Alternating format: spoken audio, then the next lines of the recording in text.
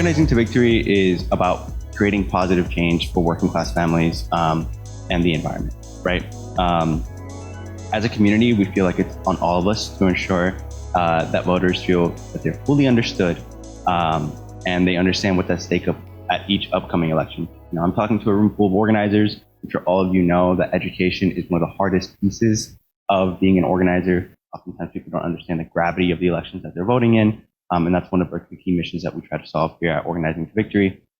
And of course, we try to be grassroots in our approach. We don't want to come off as partisan or corporate-like. We really want to let know folks that we're just working class people trying to create a better Florida.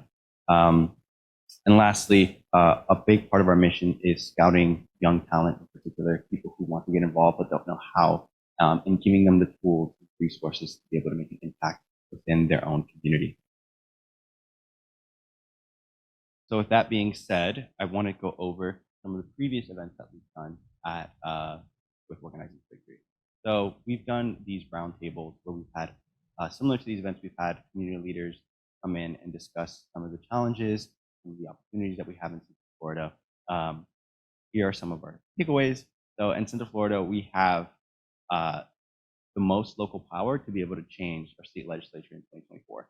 No secret, we're in a super minority in our state legislature, which means basically Republicans can get away with whatever horrific things they want to do. We'll be going into the data more deeply with Dr. David Nash, who will be presenting a little bit. But it's clear that we have an opportunity here in Central Florida to really make a difference. Secondly, people and organizations are working in silos. Too often we have organizations who are doing the same work repeatedly, sort of like against each other. They're fighting for the same volunteers. They're sort of saying the same thing but differently, and makes messaging muddled for folks who aren't always organizing. Who, like I said earlier, we're trying to educate. And so we need to find ways to kind of unsilo ourselves and work together, form a coalition, hence the name, building coalition. And of course, we need to be able to save money. A lot of these local candidates are choosing the difficult route and not taking donations from corporate interests. Interests are not benefiting or looking to benefit the working class people of Florida, and that comes with a massive cost. So that's another one of the key takeaways from our 4 roundtables. And lastly, certainly not least, we're not going down without a fight. I think I can speak for all of us that 2022 was a difficult year. Had this red wave sort of emanating, or that was supposed to emanate around the country. Pretty much every state was able to stave it off, except for us in Florida, where we got trounced. And so I say that because we can't let ourselves be discouraged. And case in point, we just had a special election, House District 35, where Democrats were able to come in and win that election, seemingly against all odds. So there's certainly room for victory, and don't want to let ourselves be dismayed. So solutions, right? We'll dive into these. Oh, at the bottom, that's fine. We'll dive into these a little or more throughout the summit. But really, one of the things that we understand to be important is developing issue-based messaging for all voter demographics, especially MPAs. Again, this is another thing that we'll point to in the data, but MPAs are becoming increasingly the most important voting faction here, especially in Central Florida. They determined the election in House District 35 and have shaped a number of elections throughout our state's history. So developing messaging for them in particular is going to be crucial. Like I said, we need to come together, break out of our silos. It's going to be a key part of this summit is how we actually do that. So, I think I can speak for a lot of us when we show up to events and there seems to be like action steps, but no one really executes on them. We want to execute on them. We want to take action or get your feedback, solicit your feedback, and use that to take action that's actually going to allow us to make a difference.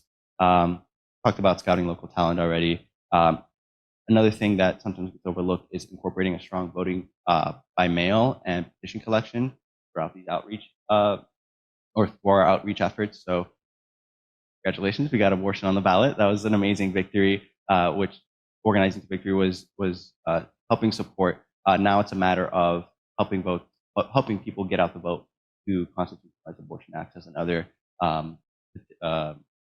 direct ballot access measures that we talked about. And lastly, we want to make a long-term plan. I know I have 20 years up there. It doesn't have to be 20 years. But really, we can't just be thinking in terms of 2024. 2026 and 2028 are going to be massive election years, particularly at the local level. We have a number of seats that are going to be open at the county and city commission level that really make a difference. One more slide. This is today's schedule. I'm sure you guys have y'all have all seen this a number of times, but I want to run through it again real quick. Right now, I'm just kind of going over the purpose of the summit and what our run of show is going to be like. We'll start with the first keynote, Dr. David Nash on Central Florida voter data, and then we'll move into our first panel, which is going to be, which is titled Lessons, or Let's Do Better This Time, Lessons Learned in Local Voter Turnout. And we're going to have folks from FDP, from our local Democratic Executive Committee, and then we'll break for lunch at 12. We'll come back and talk about nonpartisan issue-based organizing. Dr. Kelly Semrad will be our keynote speaker for that section, and then we'll have a panel discussing the environment, labor, and economic justice, again, issue-based organizing beyond party lines. And then lastly, our final section will be around progressive messaging to quote-unquote conservative demographics. In particular, I'm thinking of the Latino and Black communities here. We'll have our amazing keynotes, Sean Rose and Taj Johnson, and then our third panel will feature some amazing guests like Congressman Maxwell Frost and other Black and Brown leaders from our community. And lastly, section 4, this is probably the most important section of the day. This is where we take our collective next steps. Throughout the day, I'll be taking notes. I encourage you all to take notes and do the same. If you have to leave early, feel free. But really, section 4 is where the work is going to start to get done. We'll talk about next steps. We'll talk about calls to action. We'll talk about when are we going to meet again to actually get the work done. And that's something that I want to emphasize throughout this whole day is this is meant to be interactive. I don't want to be up here and ask questions to the panel, have the questions answered, and then we go on our way. If there's something that you disagree with, if there's something that you want to add clarity to, something that you want to complicate, please do so. This is not a day for us to ignore disagreements. In fact, it's a day for us to bring out those disagreements and use them as a way to form stronger coalitions that know exactly why they're together and fighting for the same thing.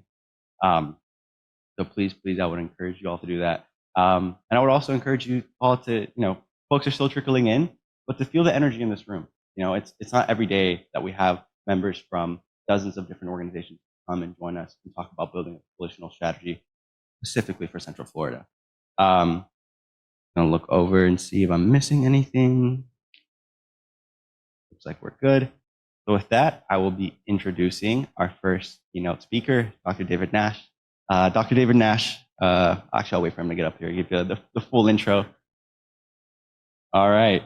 Dr. David Nash is a chemist and data scientist with expertise in drug data analytics and chemical threat detection. He has a PhD in chemistry from UCF and currently works on analyzing data to combat the drug overdose epidemic.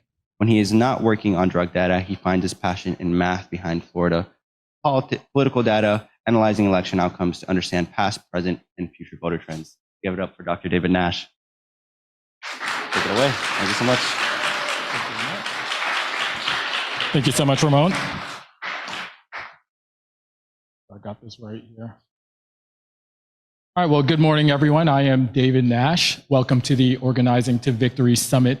I am going to present on behalf of Wild Blue Data, and I'll be speaking on the rise of the NPAs in Central Florida, building a strategy around left-leaning issues.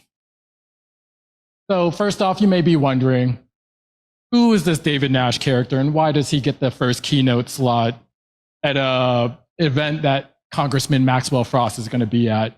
Well, just to ensure you that, no, I'm not just some random guy that just decided to dabble in voter data. I'm actually a random guy with a PhD in chemistry and a vast background in math and data science that decided to dabble in voter data over the last year. So hopefully that gives me a little bit of credibility to present this data to you. And I was invited by the organizers today to set the tone with the data, and setting the tone is what I intend to do. So as Ramon mentioned, my work is in tech R&D focused on drug data collection and analysis to help curb the drug epidemic. So naturally, my political interest lies in drug policy. As a voter analyst, I like to focus on data that helps with voter engagement amongst the Black, Latino, and young communities. So organizing is very important.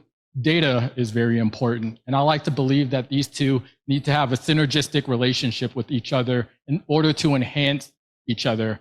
Because as a data analyst, looking at the voter data, we see numbers, we see patterns and trends in the data, but we don't necessarily understand the entire context of that data.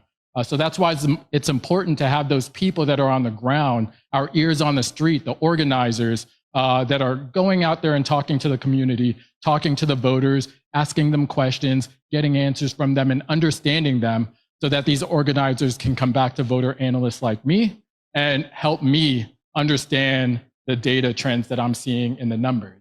So it needs to be a feedback loop between the two and have that kind of relationship because data is very important for campaigns. Dating back to Barack Obama's 2012 campaign, they ran a massive data operation where it helped him decisively win against Mitt Romney, win his reelection. And then on top of that, that data operation gave birth to what some people may be familiar with, Vote Builder. It's a database program that a lot of us use in the campaign community. 2012 was the last time a Democratic candidate for president won Florida, because then the Florida GOP realized that they need to start investing in data operations of their own. And that's exactly what they did. We watched them follow their data into South Florida as they focused on the Hispanic communities and voter registration efforts there, which have been very successful for them in the last 10 years. Also, we've seen them use data unethically as they've employed the use of ghost candidates in closely competitive races in Florida. So when you're using data ethically, it can be a very cost-effective tool for engaging voters. And as Democratic candidates in Florida know, it's very difficult to raise funding. So every dollar that gets spent needs to be spent efficiently, and you must get the most bang for your buck for it, because the GOP and Republican opponents, they're going to have the money. They're going to outspend Democratic opponents 2-1, 3-1, even 4-1. And that's especially true in Central Florida, where we have a lot of swing districts in the Orlando area. And I'm going to refer to them as purple districts or seats. But these are districts where the party registration is between Democrats and Republicans are roughly neck to neck. So NPA voters and other third-party voters play a significant role in determining the outcome in these elections. If we're looking at the Florida House districts, for example, we have 7 purple seats around Central Florida. And if you're not familiar, the Florida Democrats need to gain another 5 seats in November in order to stop the Republican House supermajority. Now, if we're looking at Florida Senate districts, we technically have 2 Senate districts that are purple seats, but only one of them are up for election in November, which is Senate District 25, where we do have a candidate here for that. My calculations show that SD 25 is the most viable seat for Republicans to flip from the Democrats this November. And if GOP is going to spend money on any Senate seat in November, it's going to be this one, and that's what I'm anticipating. Then, of course, as we look at congressional districts, there's 1 purple seat, and it's due to the fact that Congressional District 9 heavily overlaps with Senate District 25 in South Orange County, as well as all of Osceola County. So it's very important to keep these districts in mind, and just know that NPAs are going to be very impactful in 2024. And I will emphasize that by recapping the Florida House District 35 special election.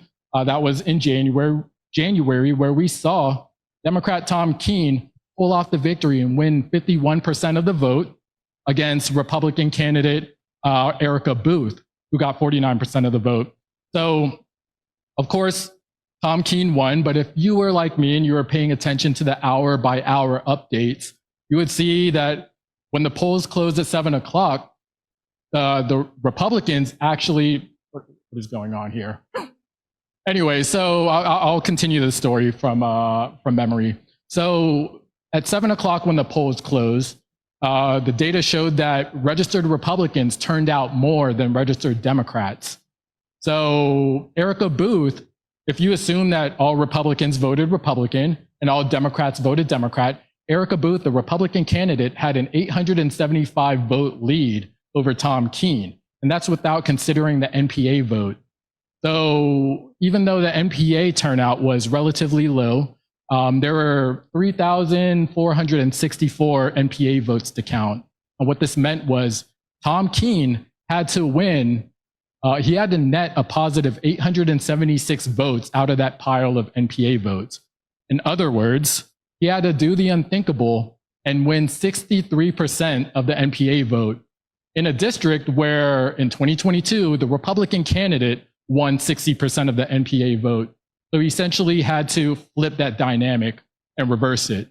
And no foreshadowing is needed. We all know that he ended up winning, but not only did he reach that 63% of the NPA votes, he exceeded that and he won an estimated 71% of the NPA votes, which is truly amazing. And, deserves a big hand for his campaign team, as well as everyone that helped out that campaign and make that race successful for the Democrats. Okay, so there's a huge emphasis on NPAs here. And what I did with the voter data is I took the voter profiles from Orange, Osceola, Seminole, and Volusia counties, and we took the almost 1.8 million voters from these counties, and we broke them up by party, and then we broke each party up by age. So you can see the count of each voter in each age group within each of the the two parties and the NPAs, where we can see these trends here, where if you're looking at the x-axis along the bottom, that's the age from 0 to 120. And then on the y-axis is a count of the voters within each age group. And ignore the 0 age in voter profiles if you're familiar with it. People that have undisclosed voter information, their age is listed as 0, so ignore that. But what we see in this data here is if we're looking at the Republicans, we see that a significant portion of Republicans are in that baby boomer age range. If we're looking at Democrats, significant portion of Democrats are in that millennial age range. For some reason, we see this weird trough here where the Gen Xers are. And then we see another peak here with the baby boomers as well. If we're looking at NPAs, we see a lot of NPAs are in the millennial age range. And even as you get to the younger ages, we see a lot of NPAs. So let's zoom in a little more and focus specifically on Gen Z. So same data, but we're just zooming into the ages 18 to 26 here. And we can clearly see that the younger voters are registering as NPA over Democrat or Republican, which, if you're in the Democratic Party, it's a cause for concern because we're seeing in the news that the Republican Party of Florida, they're increasing their party registration lead over Democrats month after month. So if you're in the party, you should be worried about this and start researching and investigating exactly why younger voters are registering NPA to get some insight into this. And maybe it plays out to the rest of Florida and you may get some information that would be helpful going forward as we register more Democrats. So just because young voters are registering as NPA, it doesn't mean that they're a lost cause. It doesn't mean that there are voters that we should be giving up on. A lot of young voters in general, they lean left. So it's important to engage with these NPAs in order to win these purple seats that I spoke of. And as we engage with them, we must remember that NPA is not a party. I mean, it's in the name, it's no party affiliation. They are not a monolith. So when we're messaging to them, it's important that we don't just come at them with a middling or moderate message, because in reality, there are NPAs that lean right that usually vote Republican. There are NPAs that lean left that usually vote Democrat. Then there are NPAs that aren't politically engaged and they rarely vote if they even do vote at all. And of course, you have NPAs that are just waiting to be engaged with so that they can eventually choose a side. And what I propose is we use demographics data to separate out those left-leaning NPAs and start looking at them as an extension of the Democratic Party. So you end up having this bigger group of left-leaning voters, and you can start breaking them down into subgroups and different demographics and start using issue-based targeting to them, where you can find overlapping messages that are going to broadly appeal to many of them at one time. Or you can find common ground with these different voters across the political spectrum, which is very possible to do. And we know so because we've seen it done before in Florida with their ballot initiatives over the last decade or so. Where we can look at labor issues such as raising minimum wage to $15 an hour in 2020. It passed with 61% yes votes. We can look at 2018 restoration of voting rights, which is a civil rights issue, passed with 65% yes votes. Legalization of medical marijuana in 2016, 71% yes votes. So there's common ground that could be found here, and it is up to the Democratic Party to get that messaging clear and get that message to the right people in order for them to come out and vote. And as we're engaging with these left-leaning voters, it's important to consider Maslow's hierarchy of needs. And if anyone here has taken general psychology courses, you're familiar with this hierarchy where at the bottom, you have your most basic needs. And the idea is that these most basic needs must be met before you can move up to the other higher levels and eventually get to the top where self-actualization occurs and people can start thinking for themselves and start critically thinking about certain issues. So when we're going out to engage with different groups of voters, it's important to consider where does this group of voters sit on this hierarchy? Because, for example, we could be engaging with voters from a low-income neighborhood. And these voters don't necessarily have all of those physiological needs met. So it's important to get a message to them that resonates with them. And that could be like an economic message, because money is a huge issue for a lot of people these days. We see inflation rates are high. We hear about the high property insurance, unaffordable rent. And a lot of people are just becoming homeless day after day in Florida. So this is a message that could definitely resonate with them. And we could be engaging with voters that do have those physiological needs met, but they don't have their safety and security needs met. So a message to them could be something about access to healthcare and medicine, whether it's abortion and reproductive rights, or access to gender affirming care, or gun laws, or high crime rates, or school safety, because there seems to be a school shooting every week in America. These are issues that are going to resonate with voters that don't have their safety and security needs met. And once individuals and these voters do have these most significant needs met, or these most basic needs met, only then you can start talking about other issues such as climate change, political corruption, or atrocities that are happening across the globe.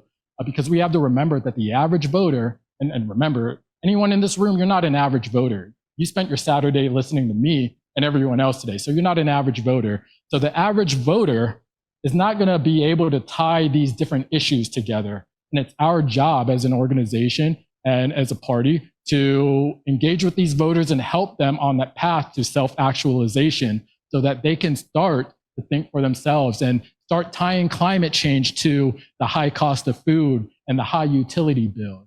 And once the Democratic Party gets that messaging right with left-leaning voters, we can definitely do some damage in the fall and flip some damn seats in November. That's how you set the tone. Again, welcome to the Organizing the Victory Summit. We have a lot of great panelists and a lot of great speakers today. So, if you're in the audience today or if you're at home on Zoom, definitely sit back, relax, listen in, engage with us, and please enjoy the rest of the summit. Thank you.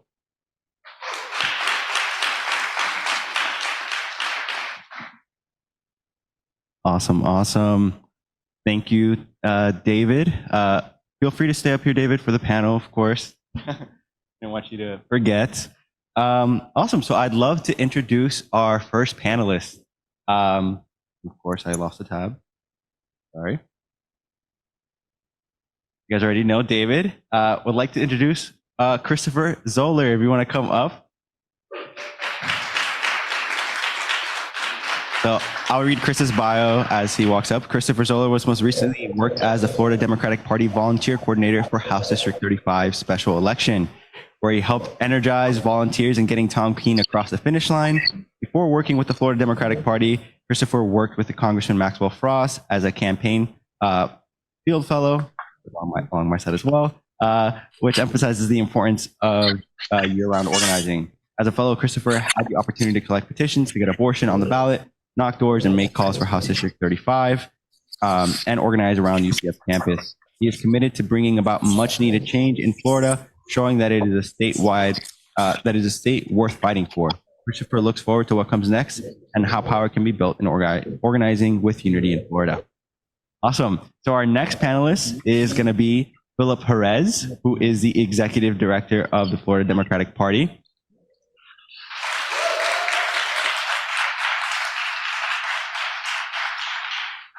Originally from the Bronx, New York, Philip has spent the past decade in Florida, starting his career as a high school teacher in Miami-Dade County Public Schools with Teach for America. Since then, he's worked as a district aide for U.S. Rep. Debbie Wasserman Schultz, political director for Andrew Gillum in 2018 and Charlie Crist in 2022 in their runs for Florida governor, and most recently served as the deputy director of engagement for the 21st U.S. Surgeon General, Dr. Vivek Murthy. Today, Philip resides in Orlando, Florida, and is working under the leadership of Florida Democratic Party Chair Nikki Fried to take back Florida. Yes, indeed. Our third panelist is Samuel Vilches Santiago.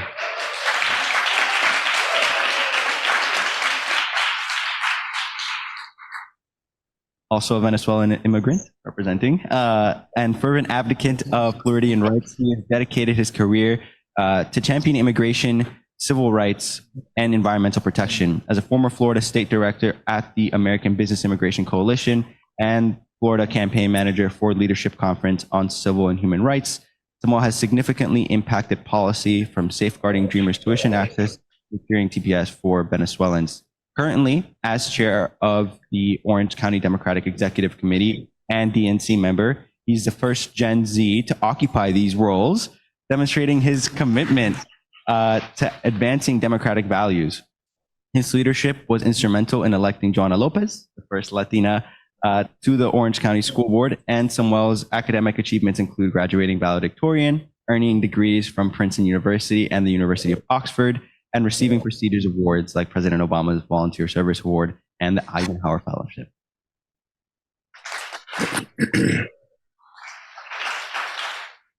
I would also like to introduce Representative Tom Keene. I don't know if we can put him on the screen. He's joining us via Zoom because all of the reps are up in Tallahassee working hard for us. I'll keep Tom's bio short because we're already 8 minutes into the panel and we haven't asked a single question. Tom is a Navy veteran. He's been in this community involved for quite a long time. He's dedicated, and he's truly become someone that I've come to admire, and I don't say that lightly. He's a very humble man and a man who's always ready to learn, and so I'm very honored to have him join us on this panel. There he is. Amazing. And last but certainly not least, we have Lee Perry.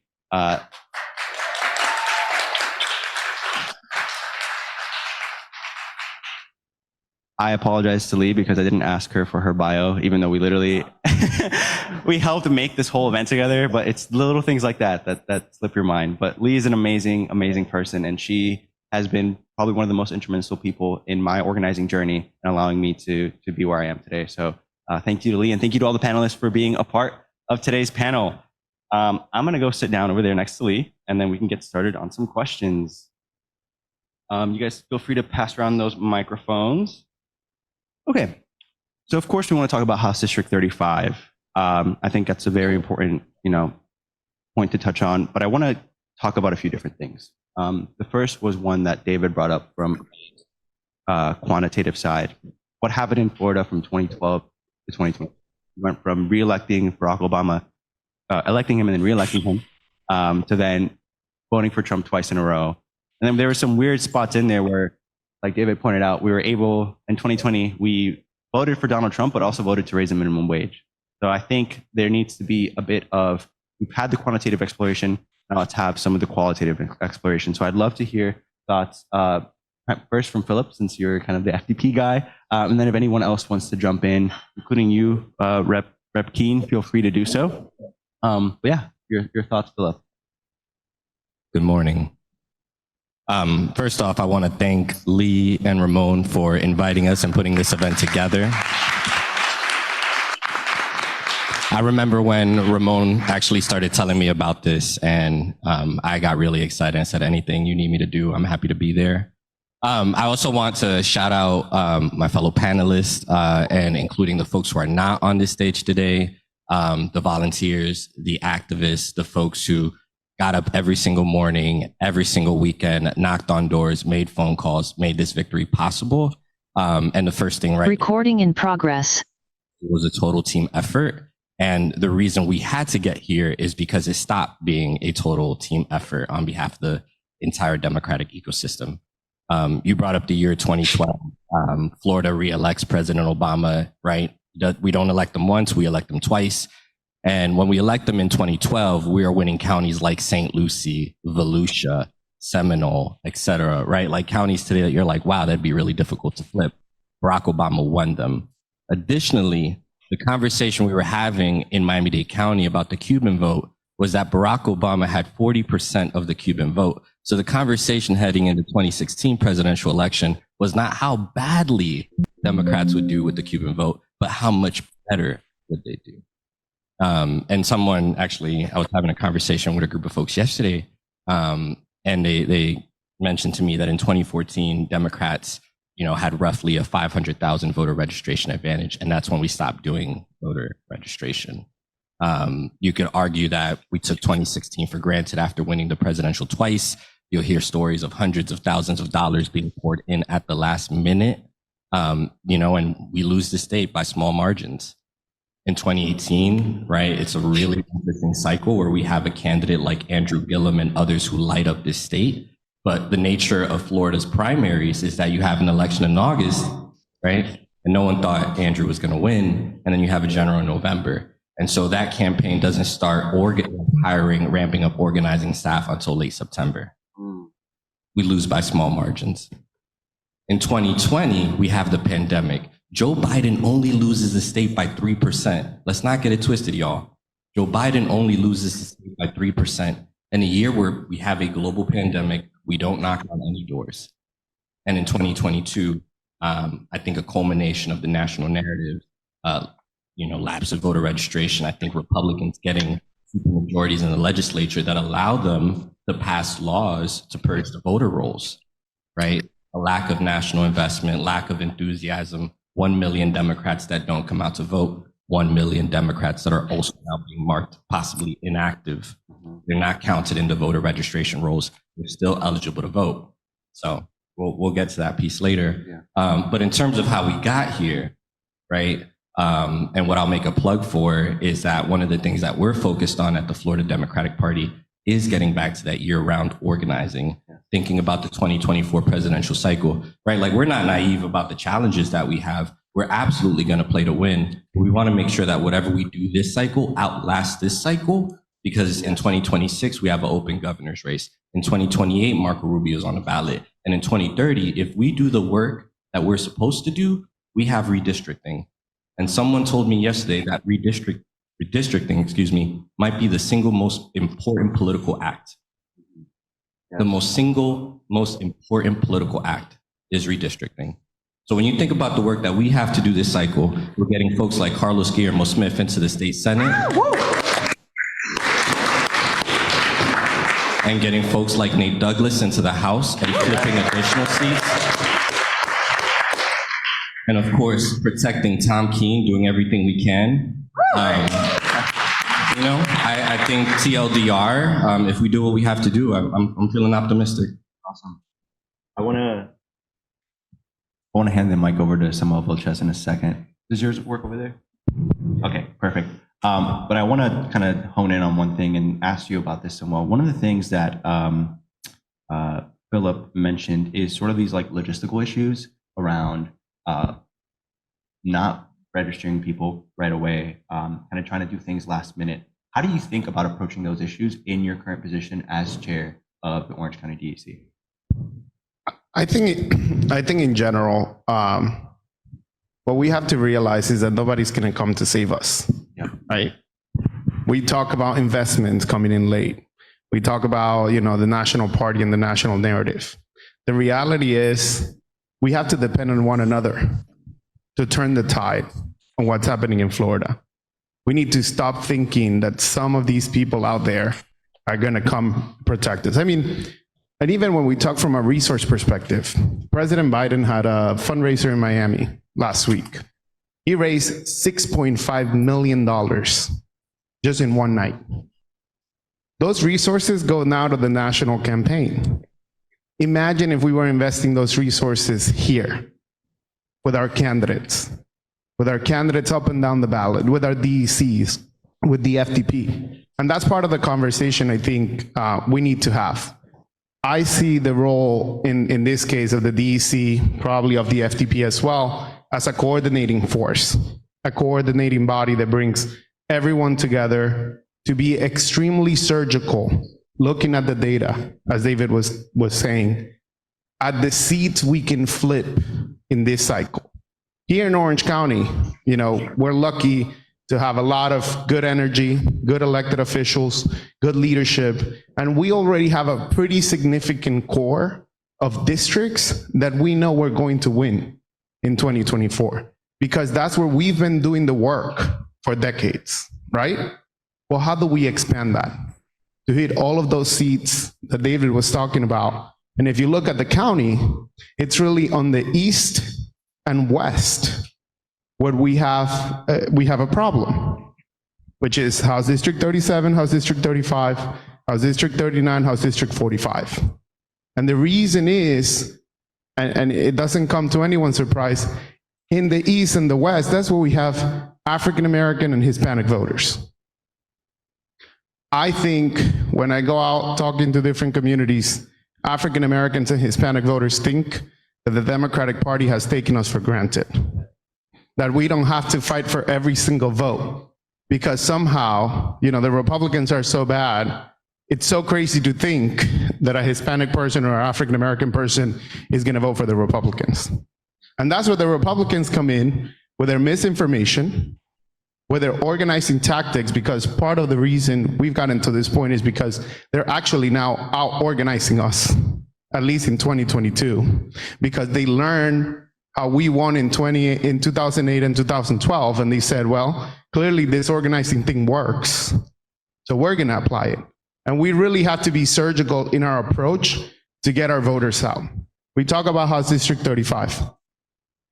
30% of voters in House District 35 are Hispanic. 10% were African Americans. We actually worked really closely with the Black Caucus to get out the African American vote.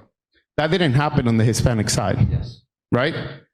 We talk about turnout, why Democrats didn't vote. We're going to get to House District 35. And it was that because I want to talk about that in depth, because that's a very important point. I want to touch on something that you mentioned, being surgical. I think that's one of the things that we need to take forward.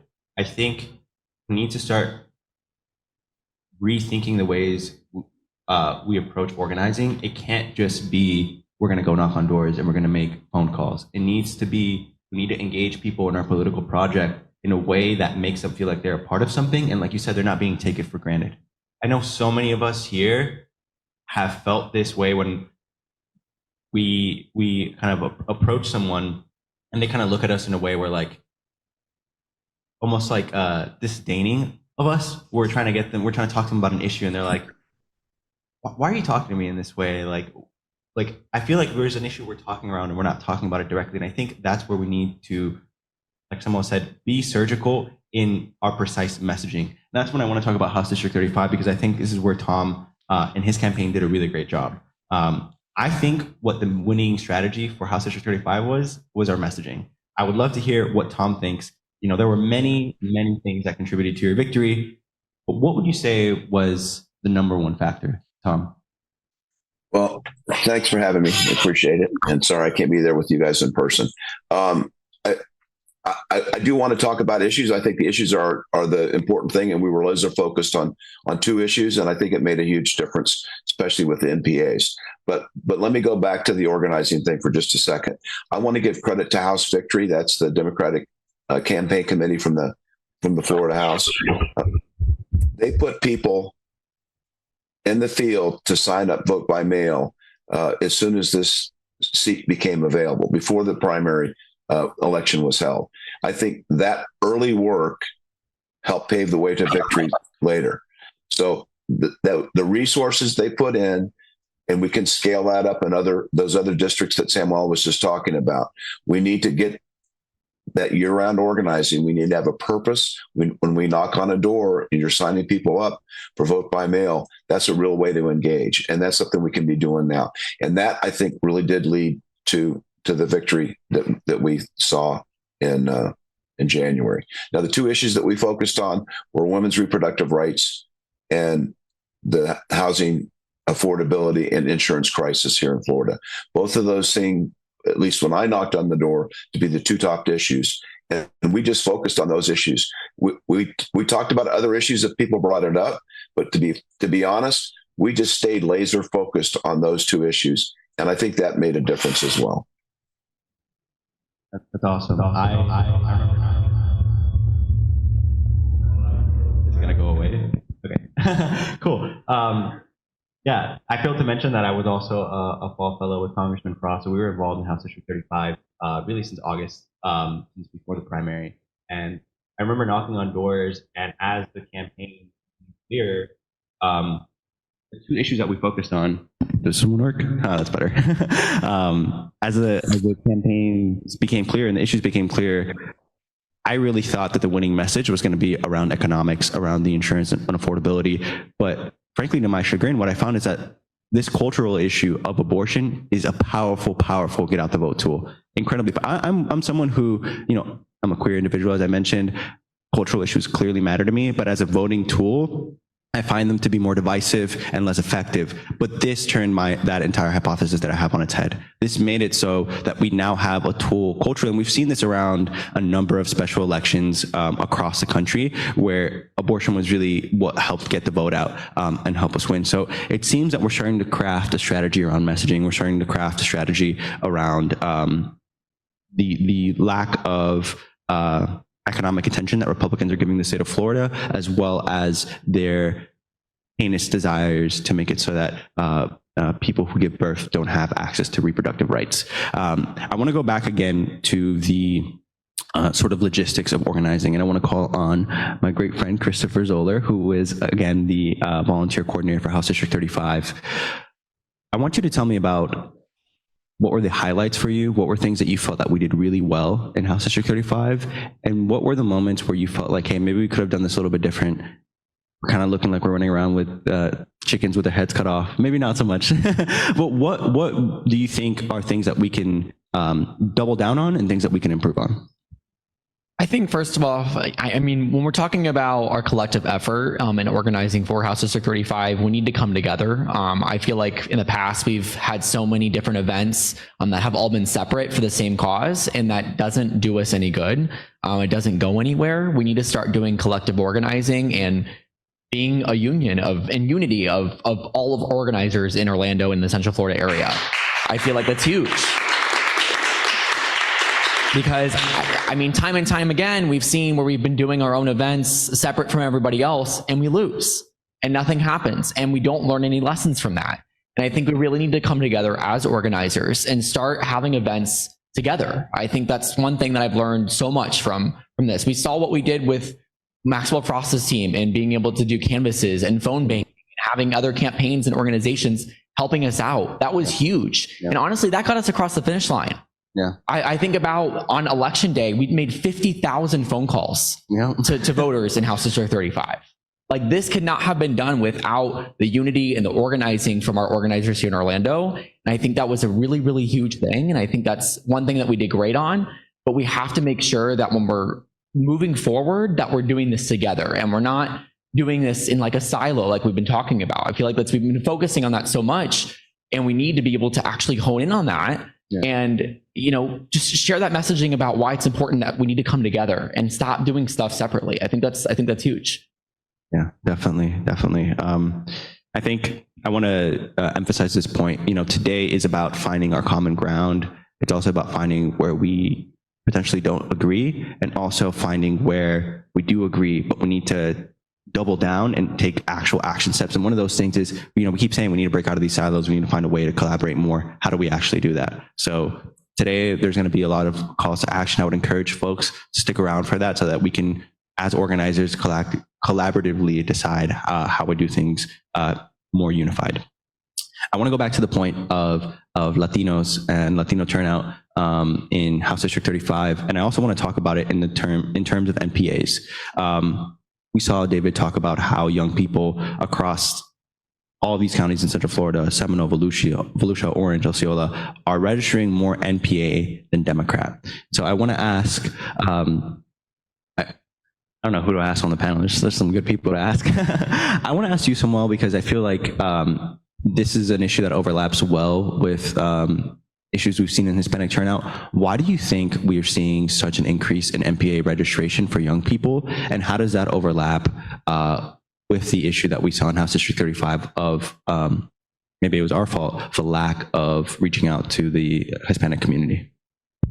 I think in a lot of the districts we're targeting, the Hispanic population is pretty significant. And in a lot of these seats, the Hispanic people not coming out means that we lose these seats. Take District 47 as an example, 56% Hispanic. Republican turnout last election cycle almost doubled. Wow. Democratic Hispanic turnout. We cannot win these seats without Hispanic turnout. Same thing with SD 25. I see Carmen Torres running here, who's running for that seat here. If Hispanics don't come out to vote, we will lose that seat in 2024. And we have got an issue that we already have enough data points to see.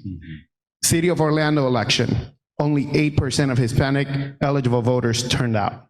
The House District 35 election, only about 10% of Hispanic voters came out to vote. And in comparison to the Hispanic voters in South Florida, the Hispanic voters here in Central Florida are actually Democrats. And the MPA Hispanics rate Democratic 2-1.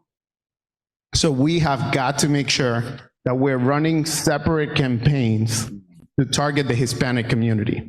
It cannot just be, I'm gonna take this flyer, I'm gonna take this message, and I'm gonna Google translate it. Yep. It's gotta be, I'm gonna run an entire campaign that is culturally competent to get Hispanics out to vote, because the issues that impact our community are very different than the issues that impact every other community. And the way we perceive and approach politics is very communal and very different. Yes. So we have to figure out an organizing strategy to do that. And in terms of the MPA versus Democrat, is because Hispanic communities and Hispanic voters, especially younger voters, do not feel, in many cases, that it makes a difference whether you're in one party or the other party. And what they don't know, because we haven't done the education for them to know, is that, if you're not registered with a party, you cannot participate in a primary. And that's where a lot of these races are decided, right? So we got to go back to doing that. I think there have been campaigns that have done it really well. Yeah. The Hillary Clinton campaign in 2016, record Hispanic numbers in Florida. She got almost 70% of the Hispanic vote here, unheard of. Almost 50% of the Cuban vote here in Florida. But we got to go back to messaging the right way. And it cannot just be Democrats are better than. Yeah. It has to be, this is what we stand for. Yeah. These are the issues we're fighting on. And we cannot be afraid of having the tough conversations. Yes. For the Hispanic people in the room here, our families love to talk about all these difficult, controversial topics. And oftentimes on the political end, we say, oh, we don't want to talk about that. Well, people are still talking about it. Yes. It's just that we're not putting in our 2 cents. But yeah. Yep. Thank you so much for that, and thank you for the honesty that you conveyed there, because I want to touch on a number of things. One is we need to talk about the difficult issues, and I have some difficult questions ready for us to go in a second here. Two, when you talk about messaging to the Latino community, I want to shout out our third section that we have, which is titled "We Are Not a Monolith: Progressive Messaging to Quote Unquote Conservative Communities." We'll have a number of Black and Hispanic leaders here to really talk about developing the strategy that we need to develop to target both of these massive communities. I wonder if folks have any reactions to any of the questions that I've asked so far around NPA turnout. So I'll wear my biases on my sleeve. I am what folks would call a leftist. I don't think I would be. Typically, I don't like to use the term Democrat, although, like I said, I'm not a citizen, but if I could vote, I would more often than not, I'd be voting for the Democrats. And I think there is, like someone mentioned, an affirmative case to be made for Democrats, especially at the state and local level. Talk about all the amazing things that we have done for the community, that we're doing for the community, and that we can do for the community once we break out of the super minority and are able to actually have legislative power in Tallahassee and at the local level, like at our Board of County Commissions. But I also wonder if there's something to be said around candidate quality and the ability for candidates to really inspire that affirmative, positive vision. For me, I'm someone who, for example, like Tom. I'll be honest, first look at Tom's like, all right, run-of-the-mill, like old white guy running for House seat, right? Like, let's be honest, right? That's what's going through most people's head. And I'll be real, that's what went through my head when I first met Tom. But when I got to speak with Tom, when I was able to understand that this man is dedicated to his job, that he's really passionate about learning, that he wants to serve the people, that changed everything for me. And so, thank you. And so when I say candidate quality, I'm not referring to like some diversity metric. Like I'm not saying, hey, let's run a slate of all Latinos and queer people or whatever. I'm saying let's run a slate of candidates who can really be empathetic and connect with the people at a grassroots level. So I'm wondering if there's any reactions from the panel to those statements, pushback. Go ahead, Lee. So I'd like to reflect a little bit on what everyone has said and that question. So first and foremost, voter turnout is not some type of mechanical machine, right? We need to talk holistically, and I'm sorry, I'm going to get spiritual, y'all. I'm not talking about religion. I'm talking about when you close your eyes and you wake up every day, like what motivates you to get out of bed? We need to get to the center of that in order to get people to feel that it's on them and their responsibilities, right? So that's a whole science, and it starts at your kitchen table. It starts within you. It starts within having conversations with people to get to the core of their personal why, and then figuring out how we can take that and turn it into proper messaging and education and candidate recruitment. Because, we have to be honest.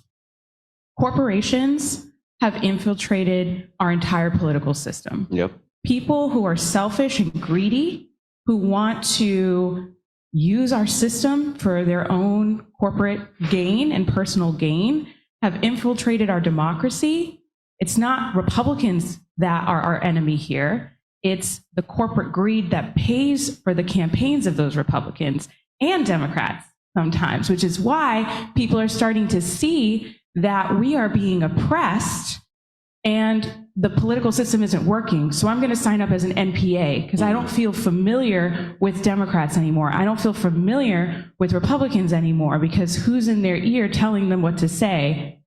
So people are feeling that they don't see themselves in their leaders and their representatives, and they feel that this system is broken. So but they understand the value of voting, which is why they're still registering. It's just a two-party system is broken. So in order to understand the science and use David's incredible data and look at the history and then look to the future, and we're seeing a trend that we, the people who actually care about the issues, are losing, we need to get to the root of the apathy crisis that's happening among us. Yes. Voter turnout was low in 2022 for Republicans and Democrats, but it felt like everything was on fire. It felt like everything was going wrong. I remember listening to Beyonce, going to the polls. I was like, this is it. We're going to get a new governor today. I'm going to get Carlos Guillermo Smith elected. And then when I saw the turnout, I was so heartbroken in my community. I was in the grocery store looking at people thinking, you all betrayed me. But then I held my first roundtable, the birth of Organizing to Victory, to get all the political people and organizers in one room to figure out what happened. And there was a common thread. That's the root of the messaging. We aren't having those conversations. People are starting to feel so scared, like a deer in the headlights, that they're not feeling a reason to leave their house, to pick up a phone and do phone banking, to go door to door. So we have to get to the root of that in order to develop the science of how we connect with people to get them to care enough to vote. And then when it comes to candidate quality, right? People want to see themselves in their leaders. Find those leaders in your community and help them. Help them. Every single one of you in this room has a skill set that you could go to a grassroots candidate who says no to corporations, like Dr. Kelly Sumrad over there. And you could say, all right, well, that means if you're saying no to corporate dollars, that means you're not going to be able to afford lit. You're not going to be able to afford a field manager or a campaign manager. How can I help you? And then look inside of yourself and find your skills and help those candidates win so they don't have to raise so much money. Because that's where these corporations are coming in to continue the oppression. Thank you, Lee. So I have just 2 more questions, and then we will open it up for Q&A for the room, and then after that we'll break for lunch, because I'm sure everyone's already hungry. I'm hungry. Tom, I wanted to ask you, based on what Lee just said, I think we can all agree that there is a sense of like political apathy that has taken over. I think in particular, like young people. For you, when you were knocking doors, the thousands of doors that you knocked on, when you were shaking hands, how did you deal with that apathy? Like, how did you deal when someone said, I don't know if it's worth me voting in this election? What did you say to them in return? I think that's more of a motivator for me, knocking on a door, having that the challenge to convince them that voting is important, because especially at the state rep level, that's the closest you're probably going to get unless you're with the city commission, right? And it's just challenging. You just have to keep knocking, keep working.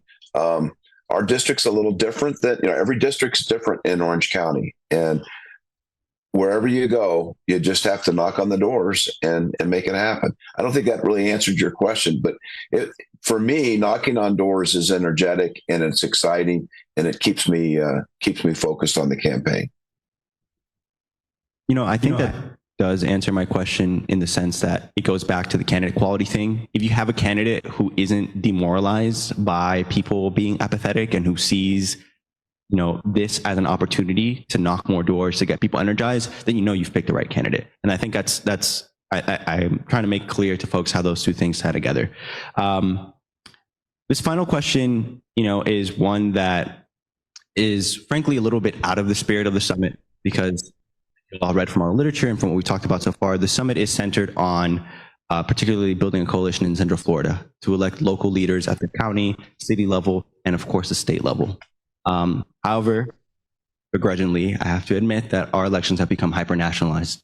I think all of us can agree, especially when we're talking to people just off the street or whatever the case may be, you can make these amazing cases for Democrats at a state and local level. But the first question they're going to ask you is, well, what about Biden, right? And I'll wear my biases on my sleeve. A few months back, I would gladly admit that Biden is probably one of the best, if not the best presidents we've had, speaking from a purely legislative level. We talk about the IRA, we talk about the infrastructure bill, we talk about gun violence prevention, all these amazing bills that were passed under his administration. And I would poke holes and say, maybe there's someone better. But I think when the time came to it, I would have, bent the knee or whatever. And if I could vote, I would have voted for Biden. I would certainly would have supported him. That's not the case anymore. I recently came across a poll from YouGov, The Economist, that found that 50% of Joe Biden's 2020 voters believe that Israel is committing a genocide in Gaza. Another 30% are unsure. And I think to me, I love the strategy we're developing here. I love that we're able to say specifically, these are how Democrats are going to fight for you. But I wonder how difficult that'll be to execute on when the first question people ask is so difficult for us to respond. And I'll share what I've been saying to folks. I've simply been telling folks, I'm not going to tell you how to vote at the national level. I can tell you why you need to show up to vote for Democrats locally, but you do what you need to do, what makes your conscience feel right at the national level. If that means leaving it blank, go ahead. If that means voting for Biden, go ahead. You do you, but these local elections matter. And so I want to go to you, Philip, first. What has been your strategy? How is the FDP thinking about this at a national level? Because does it see it as an impediment? Does it see the Biden administration as an impediment to getting local victories? Or is a strategy, frankly, to be, it was in the past where we, in 2020, there was a lot of vote shaming that happened, like, hey, you need to vote for Biden to prevent Trump, which I agree with to a certain extent, but I wonder if that will keep us from victory. So I'm just curious to get your thoughts on this issue. No, I appreciate the question. I appreciate you making space for the question. And I think the first thing that I have to say is that Donald Trump is, in fact, the greatest threat to our democracy. Yeah. We saw that on January 6th. Like, let's make no jokes about it. We may not have our country if Donald Trump gets elected, right? And so I understand. I know it is a tough situation. It is beyond tough. It is hard to watch, right? Yeah. And I want to argue that in the grand scheme of the complexity of the geopolitics of it all, that the Biden administration is trying to do as much as it possibly can. And to your point, right, when we're already starting at the fact that we have a large population of voters, particularly Democrats in the state, who are disaffected, I think part of the process of getting them to see, like, from A to B, right, like, how do you build that political consciousness is about raising awareness about the power that you have locally, right? And about how the decisions that your commissioner, state reps, et cetera, state legislature, et cetera, affect your daily life. And I think it's important to start there. And I think continuing to, like, bring out what Biden is doing, right? And then also what Florida is not getting, right? That Biden is doing, right? Because we have a governor who has rejected billions of federal dollars that could help us. Billions. Samoa, I just want to say something real quick. Thank you for that. And you emphasize the importance of going bottom up instead of top down. And I think that's a leading strategy. My question specifically is, are we to say to voters, you need to vote for Biden because he's better than Trump? Or are we to say to voters, do what you need to do, but come out for Democrats for all these affirmative reasons? I think it depends on the voter, right? That's what we're talking about. Like, it depends on who we're talking to. But the reality is, you go back to Lee's point, close your eyes and go back to 2020. There were tens of thousands of people dying every week because of decisions made by Donald Trump when he was president. Yes. And oftentimes people talk about, voter shaming and telling people that, you have to go vote because Donald Trump is the biggest threat to our democracy. It is the truth. Yeah. And the reality is, there's only, as of today, 2 men that will be the president come 2025. Donald Trump and Joe Biden. And the reality is, a lot of our people cannot afford Yes. a Donald Trump presidency. Yes. And that's something we have to be realistic about. Yeah. Yes, President Biden hasn't been perfect. No president is perfect. No person is perfect. But the reality is, we have a clear choice and a clear decision to make. And as people, as voters, and as activists, we also have to take our own personal responsibility on what it means to protect our democracy. Because it could be really simple to go and say, I don't agree with Joe Biden on X, Y, Z. That's not enough to say you shouldn't go vote for him. Yeah. Because the threat is so big. And then the other point on this particular issue, we talk about, Joe Biden and how unpopular he is. We actually look at the polls. You look at the Democratic voters, and overwhelmingly, about 80% of Democrats want Joe Biden to be our nominee again. The reality is, and this is a point I wanted to make. We talk about Dean Phillips, Marianne Williamson, not on the ballot here in Florida. I'm a member of the state executive committee. I was not once reached out by any of those campaigns about doing the motion or putting them on the ballot. So sometimes it's easier to blame and complain about what the FDP and all these people are doing and are not doing But where's our own personal responsibility in doing what we're supposed to do, especially as progressives? Yep. Right? Like we were out here last year on 2022 with Carlos here at UCF on election day. It was so hard to get any young person to come vote for Carlos and Maxwell Frost. Why? Because we hadn't done the organizing that we needed to have been doing since 2020 until 2022 to say, hey, young voter, you need to go out to vote. You are actually in one of the top most flippable seats in the state. So we have got to take our own personal responsibility and say, this is what I can do. And it might not be, I'm going to go out door knock for Joe Biden, but it could be, I'm going to go out and door knock for Nate Douglas. Exactly. Or it could be, I'm going to go out and door knock for the abortion referendum. But we need to make sure that in our own messaging, we are not over scrutinizing our own people. That we're uplifting communities. And yeah, sometimes you don't agree with everything going on. That's fine. Say that. Say, look, I don't agree with this, but I agree with this. And then allow the voter, without our own personal biases, to make those decisions for themselves. And to Tom's point, in terms of candidate quality, we need candidates that represent the communities they're running in.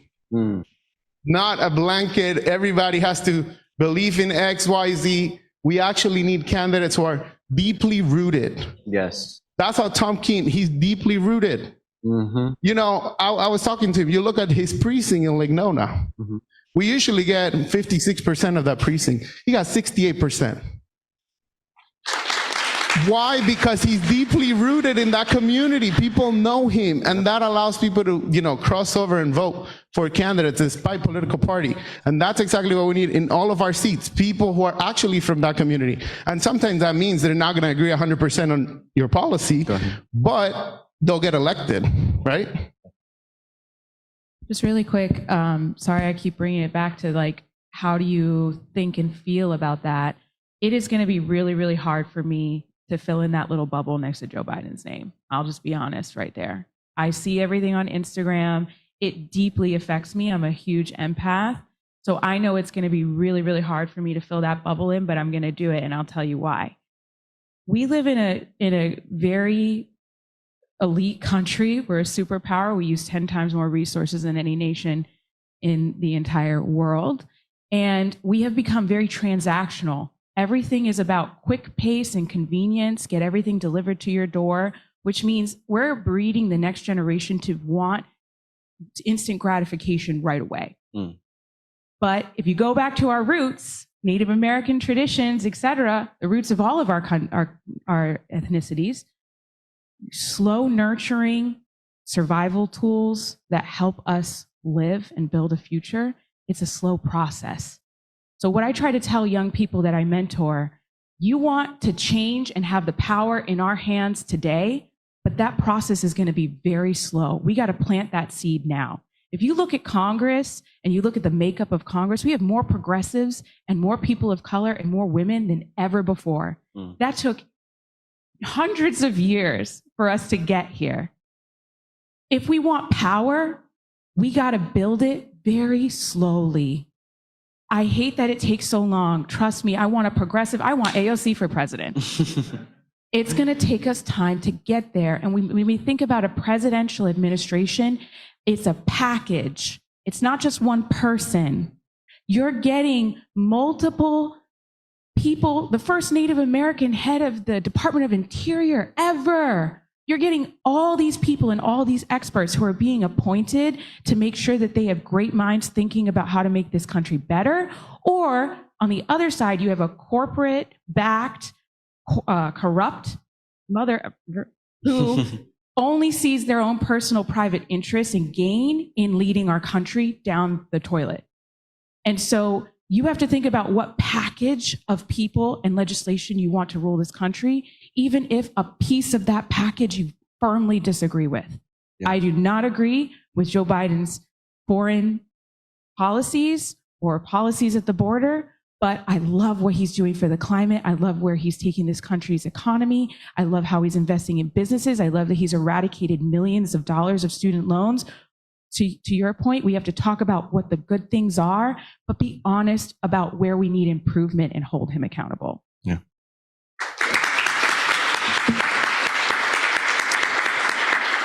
So I have a lot of thoughts, but we have 10 minutes left and I want to open it up to you guys. One thing that I will say real quick is just, I feel like we have really strong agreement on what we can do locally and at a state level. And it seems like we're getting closer to that national strategy.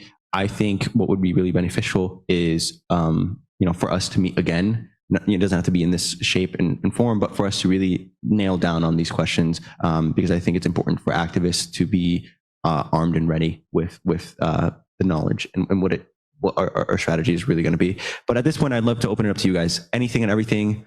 I already love the hands that came up. I love it. Anything and everything that you guys want to talk about, please feel free to do so. We are breaking at around 12, but if you guys want to stick a little longer, feel free to do so. I'm going to walk down the mic to Logan Rubenstein, and then I'll shift around from there. I suppose. I don't know how I feel about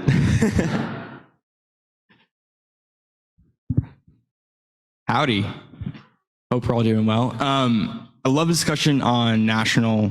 I want to bring it back to HC 35 for a second. So as an observer of the election and also a volunteer, I thought the coordinated response from the campaign side was amazing. So I guess my question is, how can we replicate? There you go.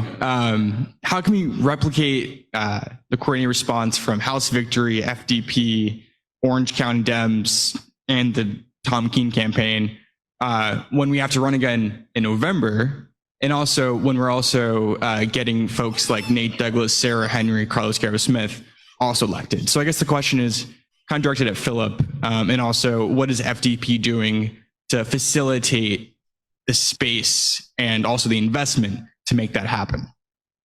Appreciate your question. I think simply put, we have to continue coordinating is the overly simplistic answer. But to come back, right, like it really required every single aspect of the ecosystem. You heard Representative Keene talk about the early vote by mail re-enrollment, right? Thinking about what are the strategic things that we need to doing to put ourselves in the best advantage when the general election comes. So I don't want to get into like the rabbit hole of coordination, but where it's legally permissible within the ecosystem, right? You talk about the entities that we have, the Florida Democratic Party, right? You all know the Orange County DC. We have DCs across the state. I say that our biggest advantage is that we are the Florida Democratic Party. We can say we're Democrats, and the 10,000 volunteers that we have across the state in every single one of those DCs. You have also like paid campaign operations, right? That will happen, whether it's an entity like a House Victory or a Roos list or an Emily's list or an entity that does that. There was, while Chris and others were building up the volunteer campaign operation, getting hundreds, 200, 300, 400 people out knocking on doors, there was also a paid, hired, door knocking, vote by mail re-enrollment, get out the vote operation. There was a mail operation. There was a TV operation. There were also independent organizations that we could not legally coordinate with that also came in and poured in investments. So I think coming back is we're continuing to have those conversations. We've been debriefing and going to have more debriefs about within, the leaders and the organizations within that ecosystem, to think about, to your point, like what was good, how do we move forward? And then zooming back out, right? We have a lot of huge elections this cycle, right? Some of you may have experience hearing about the coordinated campaign. And it's probably most common with presidential elections. So you'll have the presidential election, we have a US Senate race, we have competitive congressional seats across the state, our state legislative races in the state Senate and the state House, our municipal races, and what the Florida Democratic Party is going to be doing and what we have been doing, having conversations with our national partners for the national elections and our in-state partners for those local elections, is talking about what is it going to take? How many dollars? How many people on the ground? When do we start putting boots on the ground, right? And I don't want to like share too much because there are some surprises down the road. But we, in Florida, we're making the case that we can make the state competitive for President Biden and Vice President Kamala Harris. So we're hoping to get, those national dollars from the Biden campaign. We know that Rick Scott is beatable, and we're working with the Democratic senatorial campaign. We have competitive congressional races in St. Pete, Miami-Dade, and others across the state. You know about those 6 state House seats. So I know I'm going kind of like into a long spiral here, but the long way to answer your question is that it's like a lot of internal machination, but there's going to be a statewide budget. There are going to be agreements between all of these entities and organizations that are going to come together and say, this is what we need to do to win all these races. The Orange DC needs $2 million, Philip. So I want to make room for a few more questions. I also want to remind virtual folks that you're more than welcome to raise your hand if you have a question, because I want to make this event hybrid. I'll come to you in a second, Carlos. Tim, I want to make room for your question. And then panelists, love the long answers, but let's try to keep it around 1 minute to 2 minutes, okay? First of all, profound responses so far. Let me answer the last question that he posed. And it's more a statement than a question, but any of you feel free to respond to it. I have several members of my family who are of the Islamic faith, and they are very passionate, probably closer to his position than I am, about that issue. However, they understand what's at stake, because we do quarterly Zoom calls. So, the Mafia had 5 families, we have 7 families. Or 8 families, because there are 8 kids. And then we have 17 grandchildren, or we like to say our mother had 17 grandchildren. And they join us. They understand what's at stake in November. We have 3 levels of government. I want to be in the position as a Democrat to have control and say. Because if I invite you to my house for dinner, guess what? I set the agenda. Right now in Tallahassee, and that's what's important to me right now, gaining not necessarily control, but influence and reducing their supermajority. So I would say don't get stuck on a single issue, whether it's that issue or another issue, because all of us have something we're really passionate about. I'm passionate about voting reform, but that's rarely brought up, including by Democrats, because it's not an issue that's going to gain traction right now, given the configuration. So that's all I have if anyone wants to respond. All right. Tim will also be a panelist on our last section, so look forward to seeing him there. I'm going to go to Carlos real quick, and then I want to make room for 2 folks who are usually not in our organizing space, and I'll hand it over to you guys in a sec. But here you go, Carlos. Again, let's try to keep things short. Thank you, Ramon. I just want to thank everyone for coming out and being a part of this discussion, because this room right here is where we win elections in the state of Florida. This is where we win elections. And you all are not only the future leaders, you are the current leaders. You are the current leaders of Central Florida, and you're making the things happen by having these discussions, by taking these actions, by putting in the work to actually understand our communities. And I will tell you, I have been in your shoes before. The first job that I got in politics was making an hourly wage, knocking on doors to help reelect Congressman Alan Grayson. Okay? I did all of the text banking and the phone banking and the door knocking for an hourly minimum wage. And that's kind of where I really started connecting with folks in the community and understanding their issues and starting to understand elections. I didn't know that my path would be to public service and elected office, and that's not necessarily the path for everyone, but I just want to make sure that you know that Florida is worth fighting for. God bless you. The work that you're doing here will make an impact. We have to be realistic about what our goals are, because yes, the goal in this cycle in this election cycle is to break the GOP supermajority in Tallahassee. We know that we can't in one election cycle become the majority party in the state of Florida, but we have a path to break the supermajority in the state house. We have a path to breaking the supermajority that Republicans have in the state Senate. We have a path to getting rid of Rick Scott and electing Debbie Mucarsel Powell to the U.S. Senate. we can do that. We can do that if we work together, we work unified. I love what Chris said before about unity, because I will tell you what, it does not work for us when we have 100 different progressive and Democratic campaigns having 100 different events that no one shows up to. When we focus and we're strategic and we work together and we're united, we can really get our candidates across the finish line, and we focus on the issues that matter. So just want to say thanks to everyone. Sorry, I do not have a question. Don't give a politician a microphone. You'll never get it back. Here, Ramon. Thank you, Carlos. I love Carlos. Respond to that? Please go ahead, Lee. Out of the top 10 most flippable districts in the entire state, 6 of them are right here in this region. So like We'll go next. Miami, Dade, and Palm Beach counties went red in 2022. Tampa, St. Pete, going in the red direction. We have to toe the line and make gains in Central Florida. So just wanted to add to that. Awesome. Thank you, Lee. We have just 2 more questions. Here you go.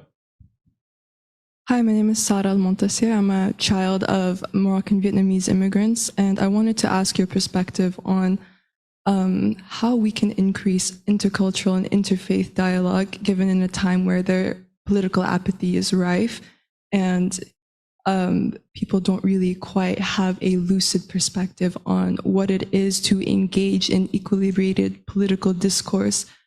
Representative Mike Johnson of Louisiana stated that the separation of church and state was a misnomer. But for me, as a Muslim who has grown up in a household where I've been to Buddhist temples, where I found connection in Baptist churches, I would like to know, how do we bring down this moral dilemma and actualize it through policy and getting the votes and getting people caring about the same issues, because we all have much more in common than we do than anything else.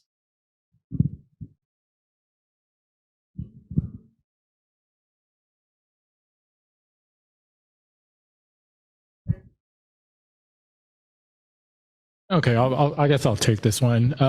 So obviously I wear different hats. So on top of the data stuff, I do a lot of volunteering with Seminole County Democrats. And Seminole County, the demographics that we have there is a lot different, where we like to focus on a lot of hyper-local issues. And we've developed a lot of groups, caucuses, clubs, committees within the Seminole County DEC, to the point where we're even talking about forming an interfaith coalition, where we're going to start organizing and talking to a lot of the faith leaders in our county to start having these discussions and these conversations and bringing them along to have that voice in politics, so we can start considering what their concerns are. Because, you know, contrary to what a lot of people think, there are a lot of religious people on the Democratic side. I know Republicans like to make it sound like everyone in the Democratic Party is Satan and don't believe in God or whatever it is. But the truth is, there are a lot of religious people. We do, you know, that's another group within the Democratic Party that we need to consider when we are going out trying to get votes. Because when it comes to, you know, abortion rights, for example, there are people where that's a dilemma for them to think about abortion, is it right or wrong? But in the end, I think they see that, hey, that's none of my business. That's someone else's business. And that's what kind of overcomes that issue. And to go along with other issues in the faith community. So at least what we're doing in Seminole County, we're taking this from a local perspective, and we're making sure we're forming these groups and talking to faith leaders. And we're going to have this new club or committee or whatever it's going to end up being by title. And we're going to actually get these people involved so that we can start listening to them and understanding what it is that they want, so they can have a voice at the table. And I think the first thing is we got to show up, right? Like, we got to go to these communities. We got to talk to every single person, every community, every church, every faith. And I think leveraging our elected leaders is going to be critical, because it's different for me to show up to Buddhist temple and say, hey, I'm Sam from the Orange County Democratic Party, and having, I don't know, Congressman Maxwell Frost saying, hey, I'm Congressman Maxwell Frost, I want to talk some policy with you, right? So like, I think that that's part of the work that we need to also figure out, like, who's the right messenger, in the right space, and then also not only coming to communities and say, hey, we need you to go out and vote, but also, and foremost, say, what are your policy views on XYZ? How can we incorporate that into our messaging? How can we incorporate that into our policy platforms? Just one more real quick. You are very beautiful and articulate. If you see gaps in our community, be it. Yes. You can start that group. I only call myself a climate activist because I wasn't seeing any education about climate. Even in my own school, I went to school here, no one talked about climate change. And it got to a point where I was so uncomfortable and depressed about not seeing things that I think about every single day that I decided to just start hosting events. I didn't know enough about policy to host an event about policy. So I did my research. I started doing events, and now I call myself a climate activist because I want to see more of it in the community. So I do it, and you can do it too.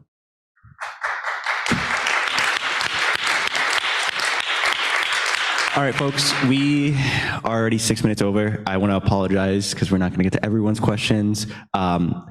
My online folks, you will definitely be getting special privilege during our next section. But I want to call on someone who I don't see at a lot of these events. So yeah, here you go.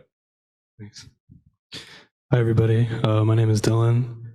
So like you said, I'm not really in these kinds of spaces, so just bear with me. Thank you. Thanks. I'm glad to be here. So my question was actually for, I think your name was Lee. Nice to meet you. So I kind of wrote it down, so I'll just read it here. I loved how you reframed the NPA issue as a matter of apathy towards the two-party system, the influence of corporations and politics. That's personally one of the reasons why I haven't really been too involved in politics for a while now. But I agree with your point that fundamentally the strategy for mobilizing these people should start with a careful attention to the daily life struggles that matter to these individuals. So I wanted to ask you, what do you think would be the starting place for awakening that awareness of the connection between going out to vote and the potential impact that could have on their personal lives? Or to make it more specific, where would you start a conversation to understand these NPAs on a personal level? And how would you go about tackling this apathy that's present in the Gen Z milieu? Well, first, thank you so much for being here and for putting that question together. That's brilliant. Well, you have to start within yourself. And that means that hunger that you feel, that like burning desire that you feel to see change, you have to really strategize within you of what you can do to have that responsibility to go out and create that change, whether it's canvassing or phone banking or starting your own thing, like we were saying earlier. But then it's also being brave enough to have conversations with people that you know you disagree with.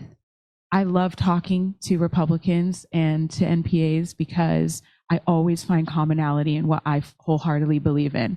And when you really dig in to where they're at and not just disregard them because they don't have your same opinions, that's when you get to the heart of being able to talk about the issues that will get them to vote for the things that you also care about. And that is organizing. That's the intersectionality between that and politics is where we find ourselves today trying to understand that science. That's the whole reason why this event is here. And it starts, that's why I bring up spirituality. I'm not a religious person, I'm agnostic. It doesn't matter what you label it. It comes down to what helps drive you to get out of bed and understand that life is worth living. We all have that. I don't have a D on my name just because I'm registered Democrat, on my forehead just because I'm registered Democrat, but I can find things that I know I care about that the person sitting next to me, regardless of what voter registration, they will also care about. So I think the last point I'll make is just people they don't feel like they're enough right now because we've always been like oversold and overmarketed that we need more. So how can we cultivate a culture shift within us and within our community by having those conversations so that we don't continue to feel like we're not enough, so that we actually get motivated to do more?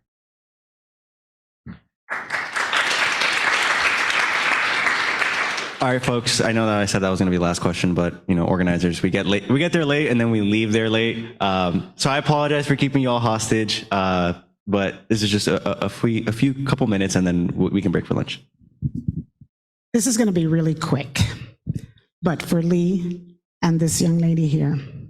In 2020, when our president was saying, well, the previous one was saying, you know, that we should drink Clorox to rid ourselves of COVID, and people were dying, you know, it wasn't just one nationality, ethnicity, whatever, religion. It was multiple. Hundreds and thousands of people died, whether they were Catholic or Buddhist or whatever they were. We realized that the medicine was going to the elite population, right? And so Hablamos Español Florida actually took it upon themselves to bring churches together, Baptists, Seventh-day Adventists, Catholic, evangelicals, we all got together and we took it upon ourselves to vaccinate over 5,000 people in the Black and brown community. That wasn't happening. But just to your point, you just take the bull by the horn and just do it. Just do it. We did it and we continue to do it. Thank you for those few minutes. All right, folks, with that, it is officially over section 1. Let me run upstage. Okay, so just a quick rundown of what's left of the day. We're gonna break for lunch. I recommend folks go to the Student Union. It's a 6-minute walk. Lots of food options there. Try to be back here by 1. That's when we're gonna get started on our next section. Totally get it, you know, lunch runs over, no worries. But we'll get started right around 1, so please try to get here around then. You guys, I won't run through the schedule again, but just one last time, give it up for our panelists. Thank you so much for being here.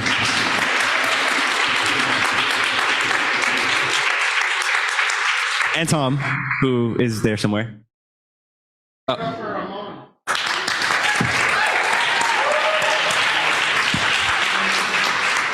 Seriously, lots of love, guys. We'll see you guys in about an hour. All right. Economic justice is basically defined as a set of moral and ethical principles for building economic institutions, sorry, there's a typo there, where the ultimate goal is to create an opportunity for each person to have the opportunity for each person to establish sufficient foundation upon which they have a dignified, productive, creative life. Essentially, this is a measurement of your quality of life. Income should not be determined by your gender, by your race, by your age. It's supposed to be an equal opportunity for everyone. And we know that economic opportunities with livable wages, they contribute to sustained economic growth. One of the best ways to fuel your economy is by paying people a livable wage, because they've got the money then to go out into the local community and to buy, to purchase with discretionary income. Right now, we've got about 72% of our population here that resides in Orange County is somehow tied either directly or indirectly through employment of the tourism industry. We're the #1 tourism industry in the country. We get 75 million tourists on average each year. Instead of us being the source that everybody looks for as the leader and how to make tourism right, we're the engine of poverty. We're the example of how to do it wrong. It's really disturbing when you look at things like the TDT, our tourist development tax, and you see them sinking $500 million into the expansion of a convention center. And then you look at the people who are contacting them and saying, can we get an environmental assessment here because my child has asthma and I'm having respiratory problems? And they say, yeah, we can get there in 5 years. 5 years. But the convention center was complaining that they had to wait since COVID to get their expansion finished. These people are worried about their health and their life, and the convention center is worried about an expansion. It's upside down, it's backwards, and it's hurting our communities. Other things we look at in economic justice is we talk always about progressive taxation, and that's a remediation for inequality in economics. That means that the people who are rich should be paying the most, the people who are poor should be paying the least. Well, we know that that system doesn't work in the United States, right? That's been broken a long time. We also have things with regressive taxes. So another issue coming up, it's going to be on the 2024 ballot, is going to be an increase to our sales tax. I have a real hard time as a socioeconomic getting behind an increase on our taxes when we're sitting with the ability of $900 million in bonding power to improve our local infrastructure here. I have a real hard time telling people that they should pay, and the county says it's only $35 extra a month. Well, $35 extra a month to people that are struggling, sometimes that means it's a kid's inhaler, but he should go without. Or it's the prescription of an elderly person. Or it's food. It's just simply food. So we have a lot of economic injustice here, and it's being fueled by our number one industry, tourism. But tourism's not hopeless. Tourism can work. We have reconfigured these things all over the world on these teams to make tourism work to alleviate poverty. But we will never get there in Orange County unless we can say to the tourism lobbyists, it doesn't matter how much money you give us, we're going to put our money in with the people. And that's the decisions that we have to start doing. So I want to say, Orlando, we've got the lowest wages in the United States right now. The Bureau of Labor Statistics lists Orlando behind economically distressed cities like Detroit and Baltimore. Detroit has one of the lowest quality of lives that you can have. We're behind them. There's a summary there from the Labor Bureau. Orlando is very diverse, but we see worsening economic conditions for everybody. We've got a lot of different varieties and diversification of people in this room in terms of age, in terms of gender, in terms of where they work. I mean, there's a lot of diversification here, but each and every one of us can agree cost of living is going up too fast. We cannot keep up. We can't keep up. So Black and brown households face high rates of inequality across many indicators of economic prosperity and mobility. We have a severe lack of affordable homes. This contributes into economic justice. Homelessness is a housing problem. That's plain and simple. Homelessness is a housing problem. People can't afford to live. Since 2019, we've had a 70% increase in our homeless population and a 0 increase in our shelter space. Our shelters are full. We need to help the people. We have to empower them. We have to give them a way to move forward, to get themselves off the streets. And you know what? The face of homelessness doesn't even look the same anymore. The face of homelessness is my kid's kindergarten teacher who's taking care of her mother with Alzheimer's, whose car broke down and paid to fix the car and lost her apartment in the meantime, so she was living with her sister. That's the face of homelessness, a kindergarten teacher trying to take care of her mom. That's where we've gone.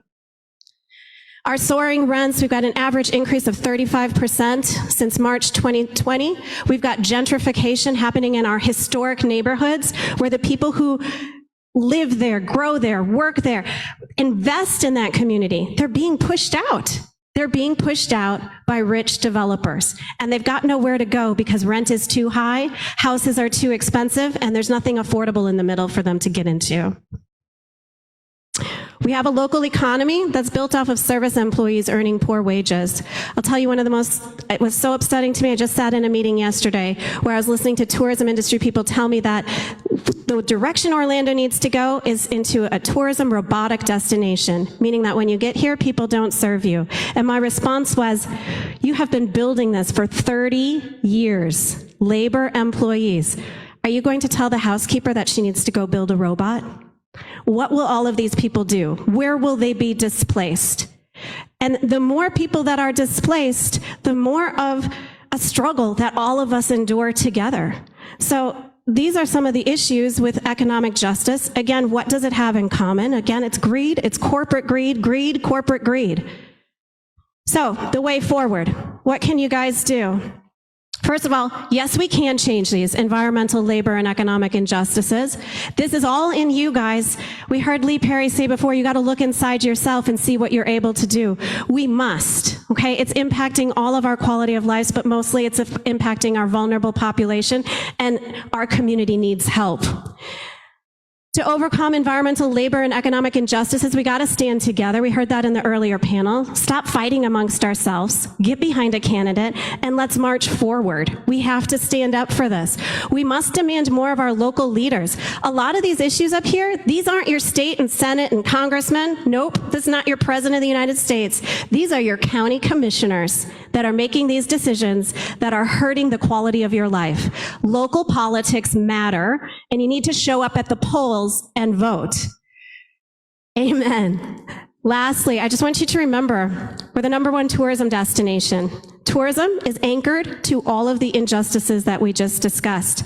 Poverty doesn't get a vacation.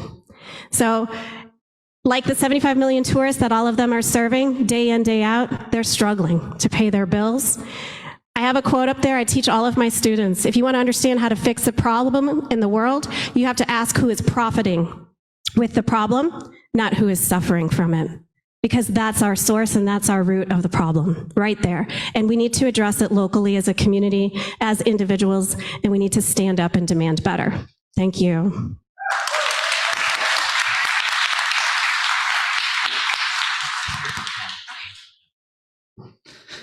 Thank you so much, Kelly, for framing our conversation.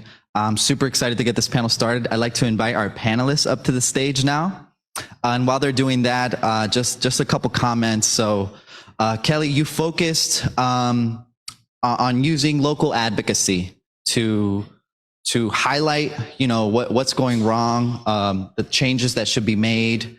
But I heard something that was on my key points I'm mentioning, and it's corporate greed, right? Corporate greed is why we are having a lot of the issues that we're having in this city, state, country. And I think it needs to be said that we are here in this situation because our current political system has failed us. And we have to call it out like that. We have to say that, because that's the only way to then think of solutions. And when I think of a nonpartisan, issue-based organizing, that's what's going to save us. That's what's going to create community education, class solidarity. That's what's going to unite workers, is going outside party lines and using the issues people care about to tie us together. So we have an amazing collection of leaders here. I'm going to stop talking soon because I want to highlight them and the work they do. Orange County is a progressive oasis in part because of the year-round organizing done by the folks on this panel. So super quickly, I do want to give you each your flowers and give you a brief introduction, but I want everyone to answer this question, and we'll start from Kristen down to Giancarlo. This first question will be, in this time of hyper-partisanship, right, where we're seeing a lot of voter apathy, why do you focus your organizing efforts on nonpartisan issue advocacy? So that's the question. First, let me introduce Kristen. Kristen is currently the Chief Branch Officer of Ideas for Us. She spearheads environmental initiatives in Florida and works to catalyze global leaders to replicate these efforts in their respective communities. Kristen works to integrate scientific and social considerations to devise sustainable solutions. Her commitments extend beyond her role as she serves an advisory board member for SWAPCO and takes on the responsibility of being the organizing manager for the Congress of New Urbanism. Please give Kristen a hand.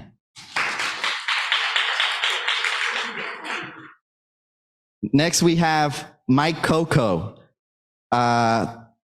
After doing many hours of volunteer time and taking leaves of absence to work with Local 362, he was hired as an organizer for Local 362 in 2016. He was part of and helped lead the team that achieved record raises at Walt Disney World in the 2017 negotiations. Yep.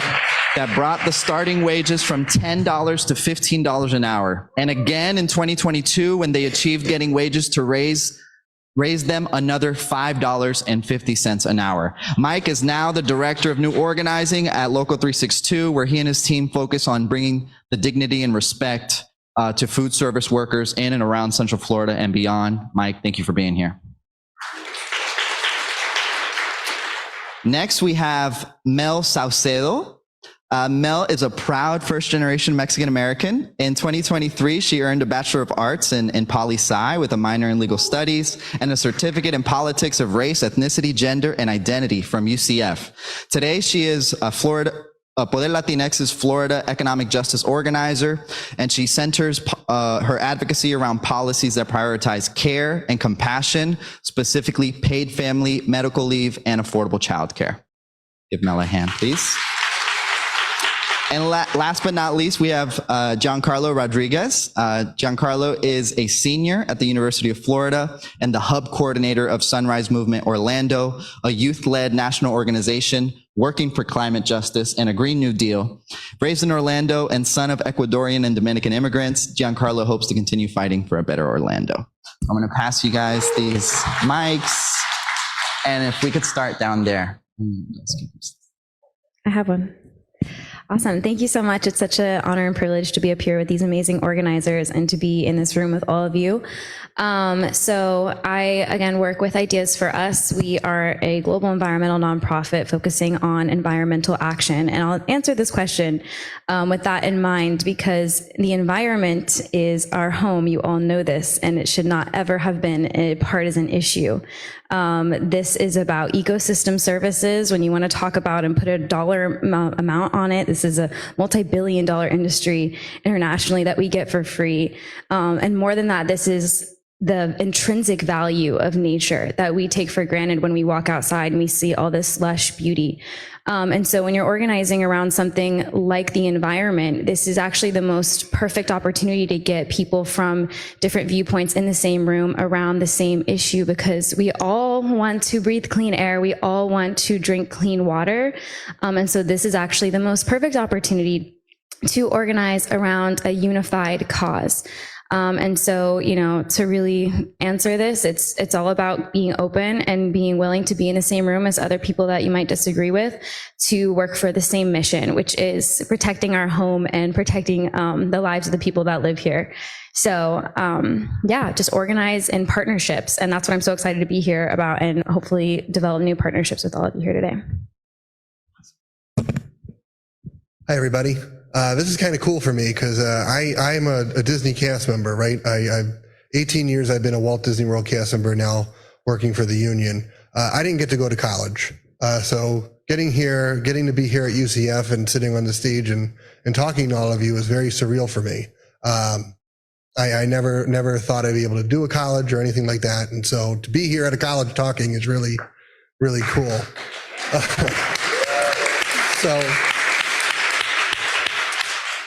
You know, look, I like you heard, I work for Local 362. Dr. Kelly spoke about the convention center. That's our sister local, Local 737. You know, when we went through our fight with Disney, when we go through a fight at the airport, when we go through a fight at the convention centers, wherever we're in a fight with our employer, most workers in those moments do not care about the color red or the color blue. They only care about the color green. Right? They care about, how am I going to feed my family tomorrow? How am I going to pay my rent on the 1st? How am I going to get my mortgage? Now, it's all connected. We know that, right? We all know it's all connected. But when we focus on the issue, a simple issue like, how much money should you get in your next paycheck? What kind of health insurance should you get for your family? How does your overtime work? How does all of the things that they have in their contract matter? It's very easy to get past any red or blue or partisan politics because we're all fighting for the same thing at that moment. Believe it or not, one of our strongest leaders during the Disney fight is a full-on MAGA Trump Republican. But he got his coworkers to listen, right? Because when you're in a fight and you're organizing, you need the leaders. And even the knuckleheads have a leader. And if he can bring his folks with him, you have a much stronger army than just the so-called intellectual folks standing in the room, right? You get in a fight, you need an army. You don't need a handful of intellectuals to talk well, right? And so I hope that answers the question for me. Hi, everyone. Is this on? Yes. So like our moderator mentioned, I do work for Poder Latinx. We are a nonprofit social justice organization that primarily dedicates itself to raising awareness to the Latino community, but we are nonpartisan, right? So we support policies and not people, because we know that sometimes the Democrats are not always on our side, and sometimes the Republicans are on our side. And so when I think about why I am in this position, focusing on policies rather than, trying to move a person forward, it's because like Latinos are not a monolith, right? Like you cannot come up to a Hispanic person and just assume that they think the same thing as you. Even with our highly racialized politics here in the US, a lot of Latinos come from countries with political systems that have inspired them or influenced them to believe one way or another. And that's totally in their own right to do that, because a lot of it's trauma, a lot of it's the way the environment they grew up in, right? So when I think of advocating for policies like paid leave, for example, everyone needs that. Every single person in this room needs that. I'm gonna ask a question to the audience. Raise your hand if you've ever been sick in your life. Wow, that's every single one of you. So that means every single person in this room, outside of this room, can really benefit from a federal paid leave program. And so really, once we start honing in on the issue and why it's important and how it would improve our health, how it would improve our mental health, right? Being able to take time off work just to spend time with your family. People on both sides of the aisle are really gonna resonate with that. So I like to focus on these types of issues for that reason.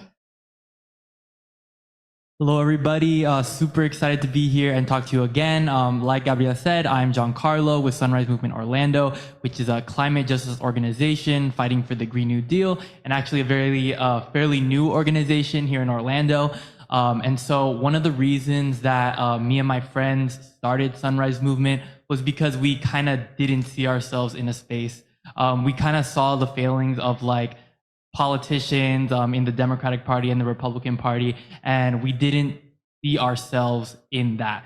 So I think like this is why one of the biggest reasons why we as Sunrise are nonpartisan, or kind of to echo what Mel said, is because a lot of the time that party politics, it doesn't attract people, and in fact turns people away. And I think through Sunrise, we have seen that talking about the issues and focusing more so about the people themselves and what they care about has shown to be very effective and shown to bring a lot of people in.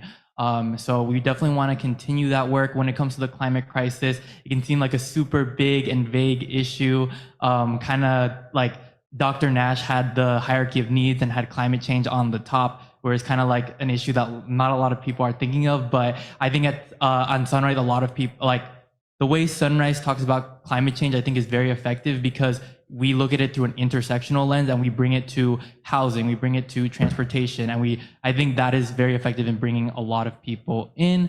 And I think that the work that Sunrise is doing is definitely going to help out with the progressive spaces and working together with other orgs, whether it be housing, transportation, jobs. Like we definitely can work together. So thank you. Thank you. Yes, give them a hand. And Dr. Kelly, I know you mentioned your work with Save Orange County. I know conservation has been a tool, or the issue has been a large pull for your community, the people who you live around, the people you go to church or school with. I want you to answer the question as well, but tell us a little bit about what that was like, building that movement to oppose dumb growth, right? Growth east of the econ. So I just want to give you the space to do that. So Save Orange County is the true definition of very poor grassroots. The way that we started, we're just a group of neighbors that started out. We started going door to door knocking. During rush hour traffic, we would go and basically hold hands across Highway 50. Traffic was at a standstill anyways because it's so bad, but wearing our shirts, carrying signs, meeting with all of the local commissioners. We threw Ted Edwards out of office. I mean, you have no idea how many doors we knocked on. And basically our message was anyone but Ted, because he has betrayed our community. So we threw him out of office. We sued the county. I mean, I can't tell you the lengths that we have gone to. And the whole thing that has motivated me to become more engaged in my local community is we should not have to fight that hard. I mean, we're talking about being in a BCC chambers for 12 hours, 14 hours till 2 a.m., taking time off of work, bringing our kids. My kids are sleeping on the floor in the chambers because the mayor tells us if we leave, we'll be locked out. And I want my 1 minute because they only give you 1 minute to speak. So this is grassroots at its real finest.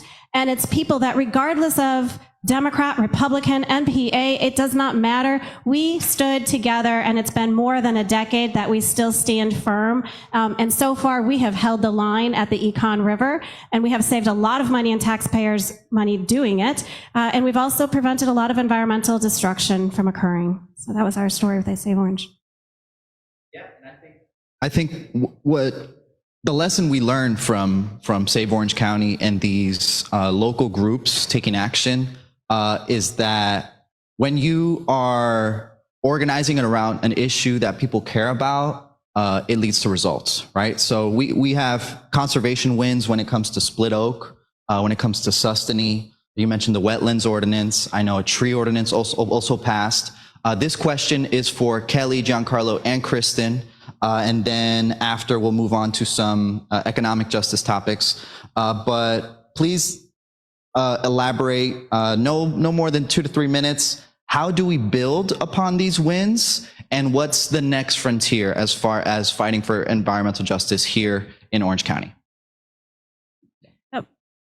The next step, you guys, I mean, how sad is it that citizens are actually doing voter mandated reforms to our county constitution to try to protect our environment? That's what it's come to. Writing legislation, educating the public, and getting people to vote. In 2020, we did the right to clean water, 90%, Save Split Oak Forest, 86%. Now we've got the sustainable growth boundary that will be on the 2024 ballot. It should not come to this. It really shouldn't. So, I mean, there's so much work to be done, and we're doing it. And, you know, we heard earlier, it's slow. You know, it takes a long time to grow.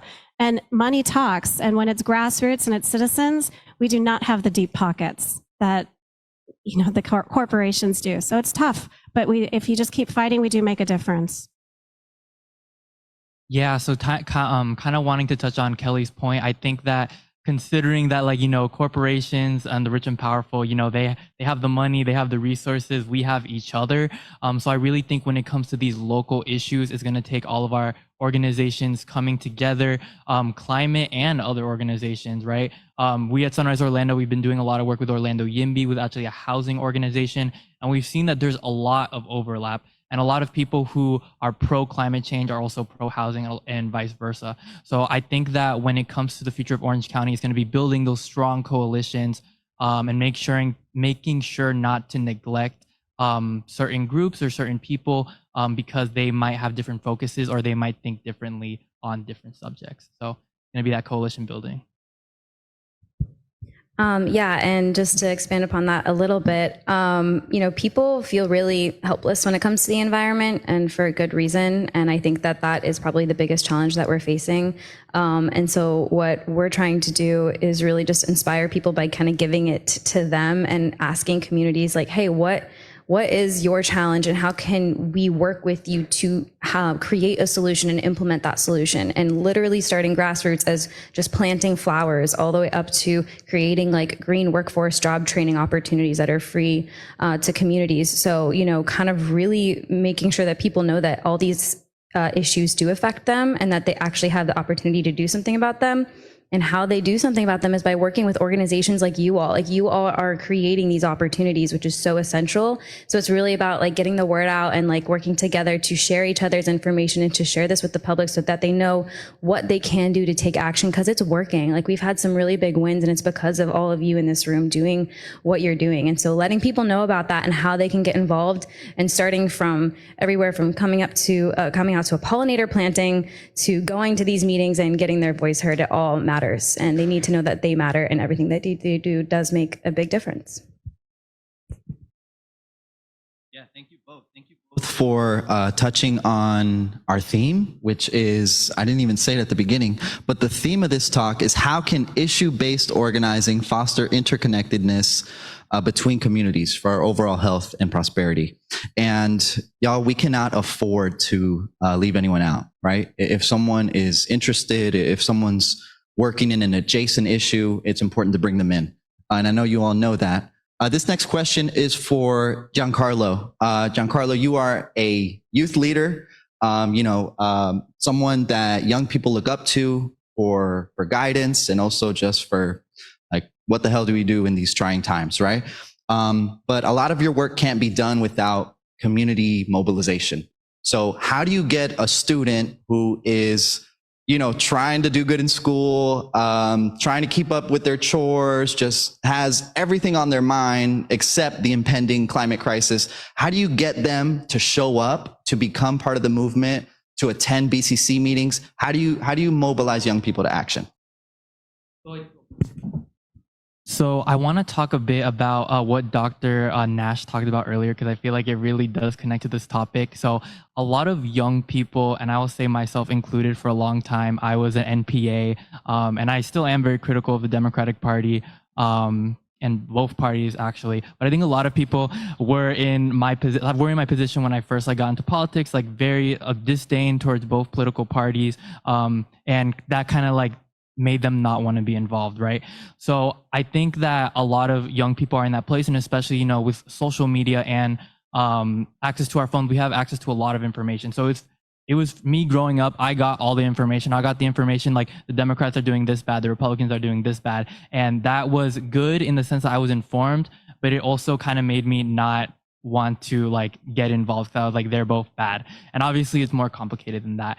But I think something that I think will help is actually we were tabling at UCF the other day, and we had two big banners, and the two big banners said the following. One of them said fund climate action, not genocide, and the other one said Joe Biden declare a climate emergency. And a lot of people came to our table because they really resonated with both of those messages. I think a lot of people, the reason that they're NPA or they don't want to get involved is because they don't like seeing people not critique themselves and kind of be super partisan, oh, the Democrats / Republicans can never do anything wrong, and we're not going to talk about the bad stuff that they did, we're just going to talk about the good stuff.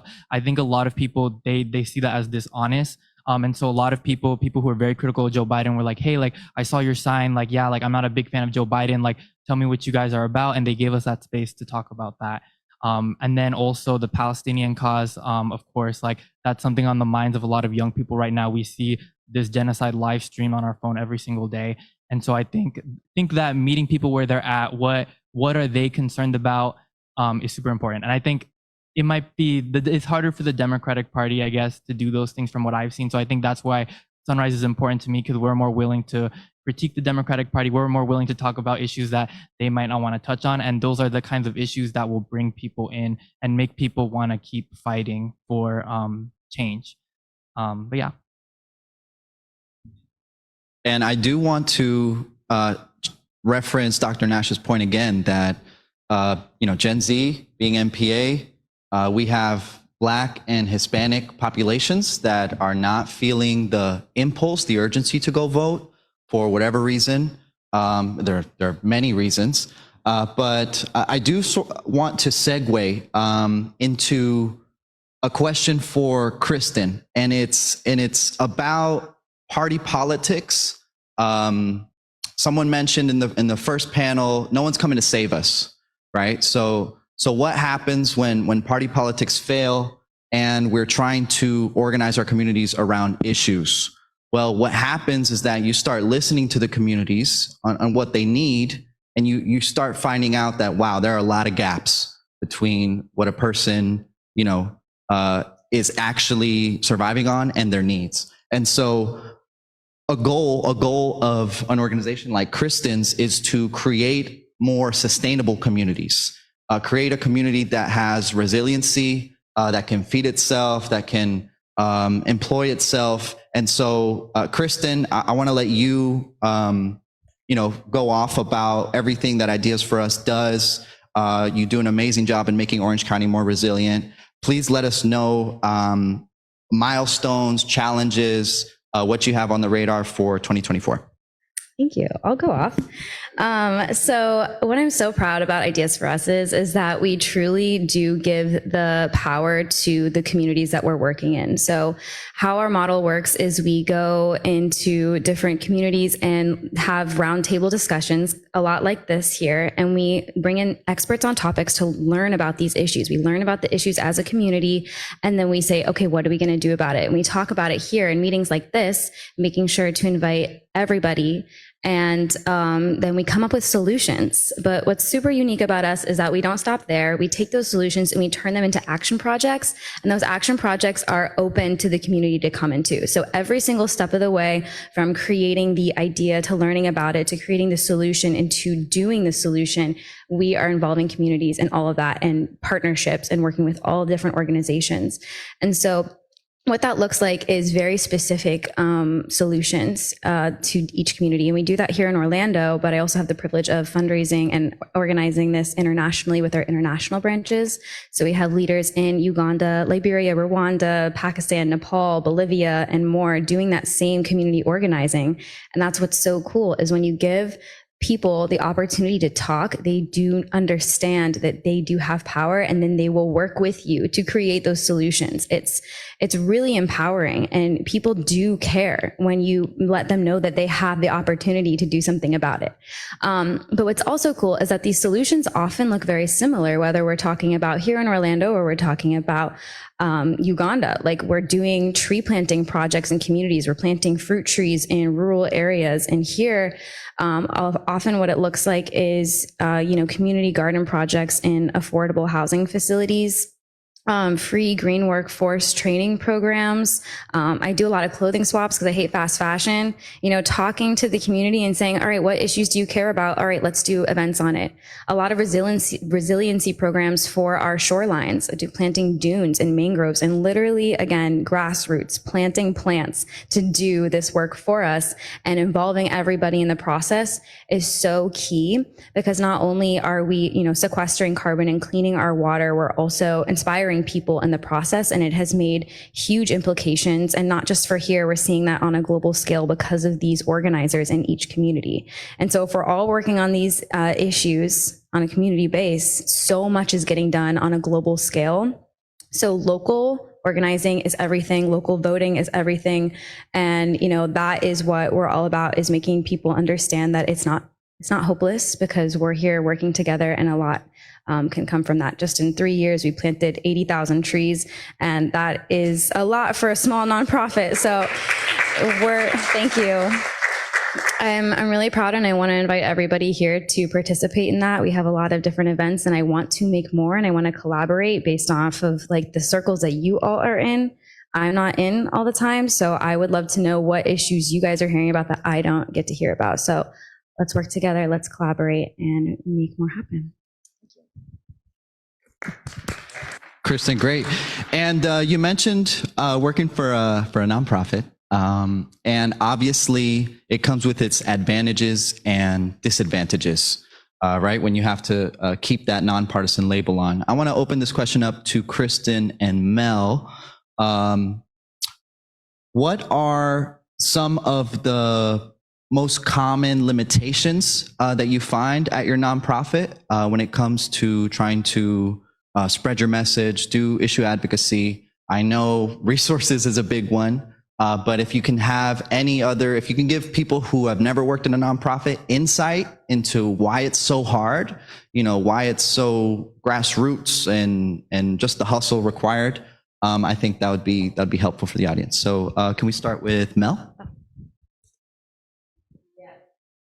Okay, yes. So I think one challenge that I've noticed when it comes to trying to mobilize people around an issue as opposed to a candidate is that it's a little bit easier for folks to get behind something they can see, something they can touch, something, if you're advocating, if you're supporting a candidate, it's like, this person is our solution. This person is the answer to all of our problems. And once we get them elected, the world's going to be a better place, right? We know better than that. But when it comes to trying to get people to care about issues, it's a really, really long-term journey. It's going to take years. It's going to take several candidates. It's going to take several voters to try to get a law into place. The one I advocate for specifically is paid leave. So you really don't think about paid leave on a regular basis. You think about elections on a regular basis. You think about, all these horrible LGBTQ plus bills that are going out on a regular basis. I understand that Florida is in a really unique position in comparison to other states. We have a lot on our plates. We have a lot to juggle. A lot of people are suffering in ways that are literally life or death. So it's totally understandable to feel that sense of urgency when it comes to a plethora of other concerns, right? But it's important, at least in the nonpartisan lens, to also pay attention to these policies that the other aisle cares about, right? The other side cares about. Because right now, as you all know, Republicans are honing in on family values. Well, when are they not? They claim to be for families and for parental rights. And that's honestly a lot of the dialogue they're using for like the anti-trans legislation, the anti-LGBTQ plus legislation. If they were really pro-family, we would have had paid leave a long time ago. We would have had things like affordable housing a long time ago. We would have had universal child care a long time ago. We can't even afford to raise our kids. So those are, I guess, two things I've noticed when it comes to nonpartisan organizing. One being, trying to get folks to rally around this long-term journey of implementing policies in place, and the other being that Florida is just going through a lot right now, and we really need to focus on the issues that are going to affect people immediately and in the most drastic ways. Yeah, and Kristen, if you can add to that, and then we'll be transitioning more into economic justice. Yeah, real quick, because that was an amazing answer. Really what I've noticed is just, again, going back to the collaboration thing, people and organizations, for some reason, pride gets in the way. We are all focusing so hard on saving the planet, and yet for some reason we want to take credit. We want to be like, that's my garden, or I'm going to do a tree planting there. It doesn't matter. We need to do everything. We all need to be working together. It's not about you. It's not about who's taking credit. It is about working together, and we all need to remember that. So honestly, that is such a shocking surprise that I have noticed when coming into this field, is that people are getting in each other's way, and there's not enough collaboration, and there's not enough just actually focusing on the mission. We are forgetting what we're here for. We're losing sight, and we're letting our egos get in the way, and that cannot continue, and I am over it. So just making sure to work together, and again, building each other up and uplifting each other and sharing each other's stuff is so, so important to me. Yeah, thank you. Wow, what a great panel. Okay, this next one is for Mike. Mike, you were part of the Fight for 15. You also, made it so that 45,000 Disney workers are getting paid $5.50 more now as of 2022. And it really feels like in this time that the labor movement is our first line of defense against fascism. I don't know if it feels like that way for you. But I did want to ask you, what are some of the ripple effects that unionizing has for the rest of Central Florida? Because I know you got those wage increases for Disney, but that also affects the rest of our worker economy. Yeah, definitely. So it certainly feels like fighting fascism, because I think a boss is no more than a fascist, right? When they don't get what they want, they get real angry and start punishing people. And so, in Central Florida, right, for the first 40 years of Disney's existence, it's no secret. I think Disney was a good thing for Florida because it created over 70,000 jobs, right? But there's no secret that for 40 years, Disney got to do whatever Disney wanted. They had their own government for a long time. Where the way Disney used to fight us was they didn't, and it goes into the whole theme of working together. There's 6 unions in the Service Trade Council Union, which represent 44,000 of the 70,000 people that work there. And what they would do is they would give the bus drivers 10 cents more than they give the housekeepers and keep them separated. And that worked for 40 years. For 40 years, unions in Disney spent more time fighting each other than we did fighting Disney. And it wasn't until the 2014 contract fight and then the 2017 contract fight where all 6 unions finally said, you know what, we should all work together and put our egos aside. And maybe it doesn't help the bus driver to get 10 cents when we could all fight for $1 or $2 or $3, right? It's no secret that when we fight at Disney, it sets the wage for everybody else, right? When 70,000 people make at least $15 an hour and you're an employer who does similar work, you have to pay your employees $15 an hour or you're not going to have employees, right? It's the ripple effect. The other piece of that is that for the 40 years that Disney was here, it was a union island in a non-union sea, right? I don't know if people know this, but Florida hates unions a lot. Like we're the #1 enemy, I think. And so, you know, my job now is going around and organizing food service workers, specifically food service workers for Local 362 in and around Central Florida, right? Because if anyone takes a look at where our union is really successful in a place like Las Vegas, Nevada, where it is also a tourist industry, right? Nobody goes to Vegas for anything but gambling and drinking. It's a tourist town. Orlando is a tourist town. Our union can win in tourist towns. When they go on a fight, they fight all of the bosses at once with 70,000 people, right? 70,000 members. When we go into a fight, it's us fighting Disney and the airport, and then everybody else just kind of waits and sees what happens. So we have to keep building. We have to keep unionizing. We have to make it we have to make the other places non-union islands in a union sea in order to truly win the wages and the fights that we need to win here in Florida. Yeah, thank you so much, Mike.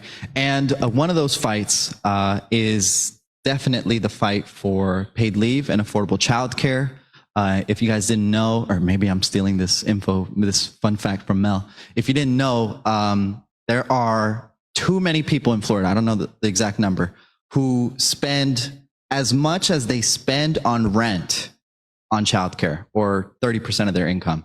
So that would be a huge burden lifted off our families if they could get time off, or they could get paid for the time they take off work. Mel, this next question is for you, and then we're going to open it up to the audience for questions. What is the significance of the current Family Medical Leave Act that everyone is entitled to? And why do you have hope that either a state paid leave or a national paid leave program or bill can become a reality? Okay. I'll start off with another question to my audience. How many of you even know what leave is? That's a good chunk. That's a good chunk. Okay, so we're going to start there. We have something called the Family Medical Leave Act. It was a federal law that was passed 30 years ago, and it basically granted workers unpaid time off if they got pregnant, if they had to care for a sick loved one, or if they themselves were suffering from an illness. This time is unpaid. So yay, you're legally allowed to take 3 months off of work with no money. Like, no one can afford to do that. Really, the only thing it guarantees is that you get your job when you come back. And this also only applies to businesses with more than 50 employees. And we know small businesses really run a big chunk of our economy. So half of the workforce doesn't even have access to this leave. So what we are really missing from having sustainable lives, at least economically, is the ability to take time off of work when you are sick. No one should have to go to work sick. The COVID pandemic really highlighted this for us. When you got COVID, you could not go into work. Maybe you could hide it if you had a cold, right? You have to make money, you have to make ends meet, you have to push through. But during COVID, you were not allowed to go into work. And that left a lot of people without a job. That left a lot of people needing to depend on those around them, their caregivers, to care for them. I myself got COVID 3 times, And the first time I got it, I was almost hospitalized because I couldn't breathe. And to this day, 2 years later, I have asthma because we didn't have a system in place to care for ourselves when we're sick. And that's really scary and that's really sad. There's hope. There's actually a bill right now in the Florida legislature called the Paid Parental Leave Bill. And it was introduced by Representative Ashley Gant down in South Florida, I believe. And it grants paid paternity leave to only public employees. So this is really great news for all the hardworking people that work for the state. But we know it's not enough. We know that there are still so many families suffering in Florida who need to take care of their children when they get a cold. You can't bring a sick child to work. So there's really a lot of work left to do. But hopefully this bill that's in the state legislature is that first step forward. And I'm hoping everyone in this room starts noticing how many times they've been taken advantage of by not only their employer, but by their government for not implementing these systems that exist in like 39 other industrialized countries, and the US being the only one that doesn't have a federal leave program. So there's a lot of work left to do, but it starts with making that realization and then making those demands of the people that have the power to do those changes. Well, please give our panel a hand. We are going to take some questions. I'm being told we have about 8 minutes, so please keep your answers very short. We want to take as many questions as possible. Does anyone have a question in the audience? While we are waiting, I am going to ask Dr. Kelly a question, something that we didn't get to. If you keep your answer very fast. To give you guys context, Orange County is missing about, and I say missing, is short about 100,000 units.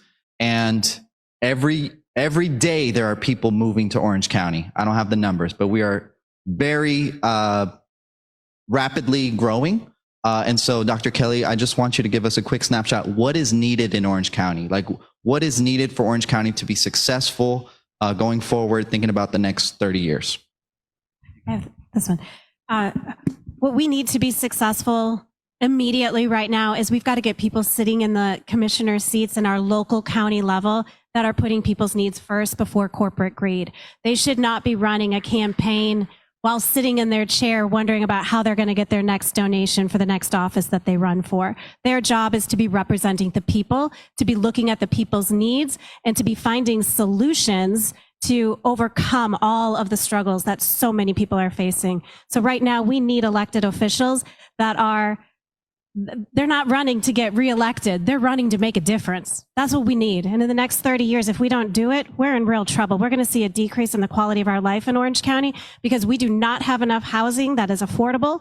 Our costs of living is too expensive. There's nowhere we're going to have a brain drain. We've got this great university here. And our students, when they graduate, they can't afford to live. They can't afford to work here and live here because the wages are not high enough. So it's called a brain drain. They're going to go somewhere, but it's not going to be here. So that's what we need for the next 30 years. People's needs first.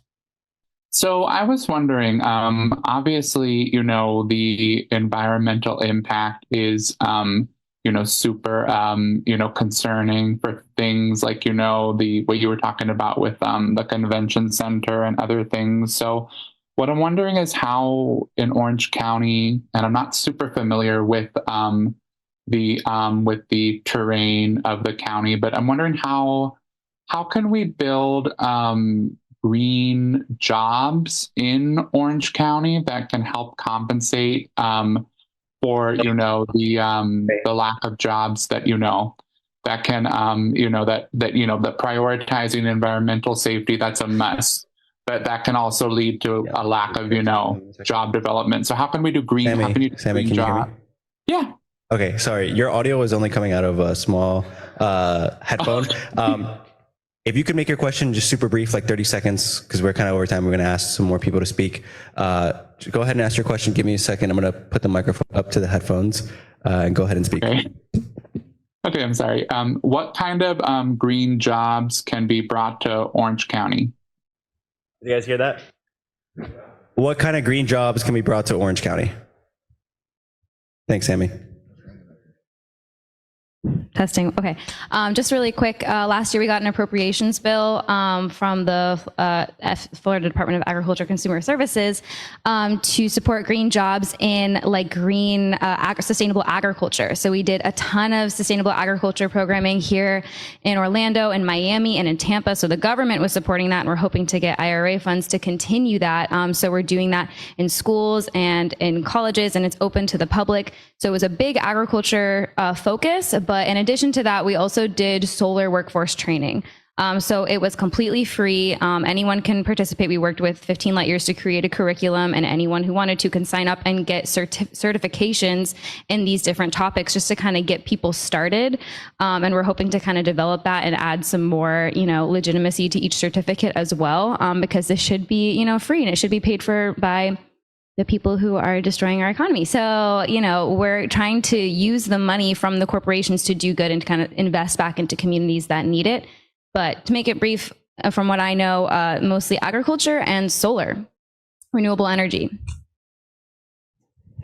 Hello. Okay, perfect. So kind of to give you like probably a good example of a good job. So green jobs. So Sunrise Orlando recently, we went to Tallahassee to lobby for bills with a coalition of different orgs like Gen Clio and Youth Action Fund, among so many other orgs that work together to make this happen. And one of the bills that we were fighting for is mangrove restoration. If you don't know what mangroves are, they are very vital trees in Florida's ecosystem, and creating jobs as in like planting more where it's necessary can really help in like flood mitigation, preparing for natural disasters, and also, more trees, less carbon, like benefits all around. So definitely green jobs like that would definitely benefit Orlando and Florida. Real quick, Dr. Kelly, when I first moved here 9 years ago, I lived in District 5 where Split Oaks is, but I lived in the developed part near Seminole County, so I appreciate the work that you've done there.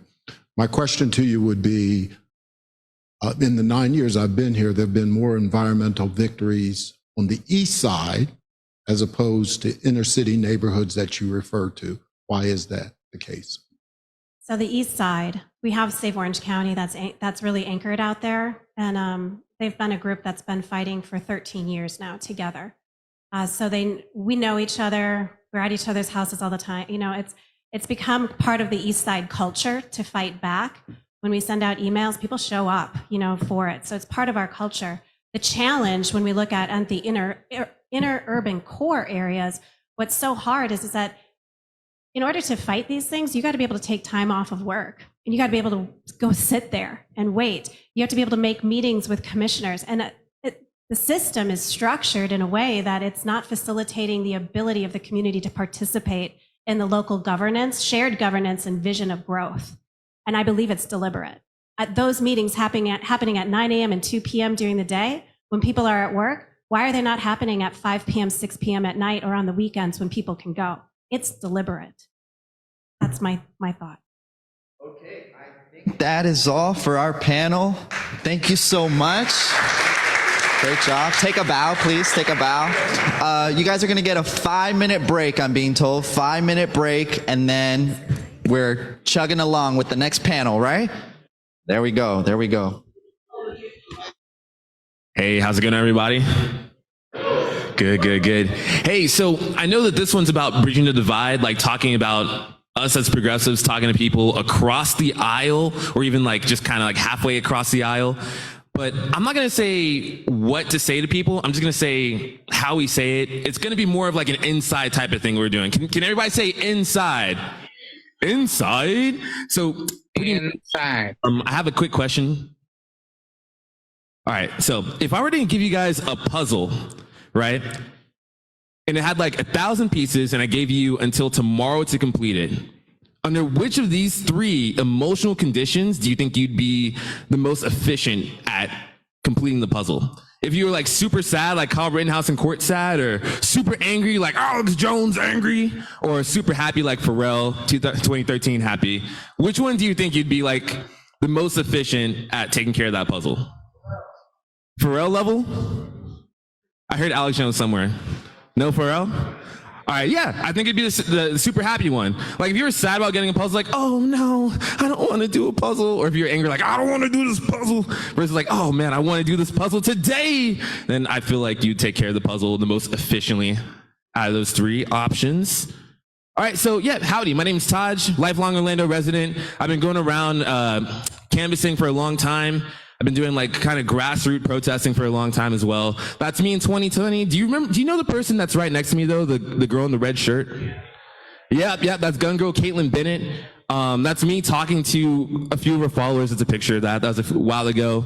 The black guy in the picture is also me, and that's at me the TP USA event, counter protesting that as well.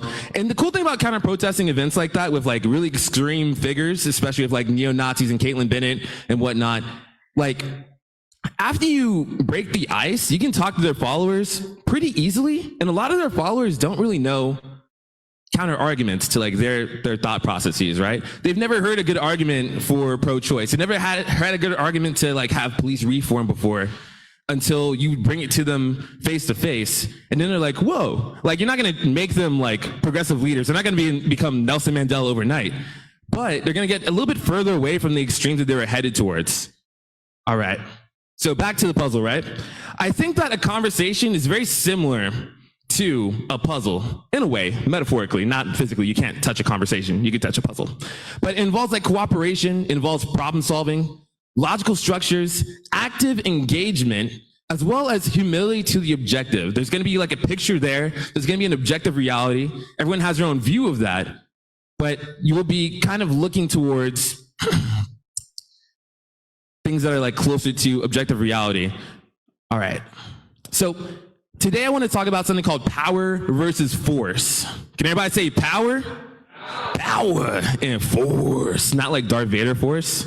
So force, to explain it like a 5-year-old, is kind of like negative consciousness, negative frames, negative emotions, right? So that's things like anger, sadness, apathy, pride. And power is more like positive frameworks. It's more of things like love or joy or courage. So think of like conflict versus communication. If someone brings to you a really bad idea at the Thanksgiving table, you can either have a conflict about it, being like, you're bigoted, you're stupid, you're a butthead, blah, blah, blah, blah, blah, right? Or you can be more communicative about it, being like, hey, why do you think this opinion? Huh, that's interesting. Can you explain why? All right. So when I think about force, right, you can think of like emotions like shame or guilt or apathy or grief or fear or desire or anger or pride, right? So that's people like Hitler, it's people like Trump right there, people like Matt Walsh, people like Stalin maybe. All right, and we can also think about power, right? There's like higher level emotions and things like that. Depending on how we feel, that's how we come across to other people. Like right now, you guys can probably tell I'm nervous and I haven't done public speaking in a long time. But if you guys came through and like saw me like face to face, I'd be a lot more confident, a lot more charming. I feel like that would rub off on people. And everyone can tell in a different way, like the emotional state of the other person. And that kind of like changes how receptive they are to those messages, right?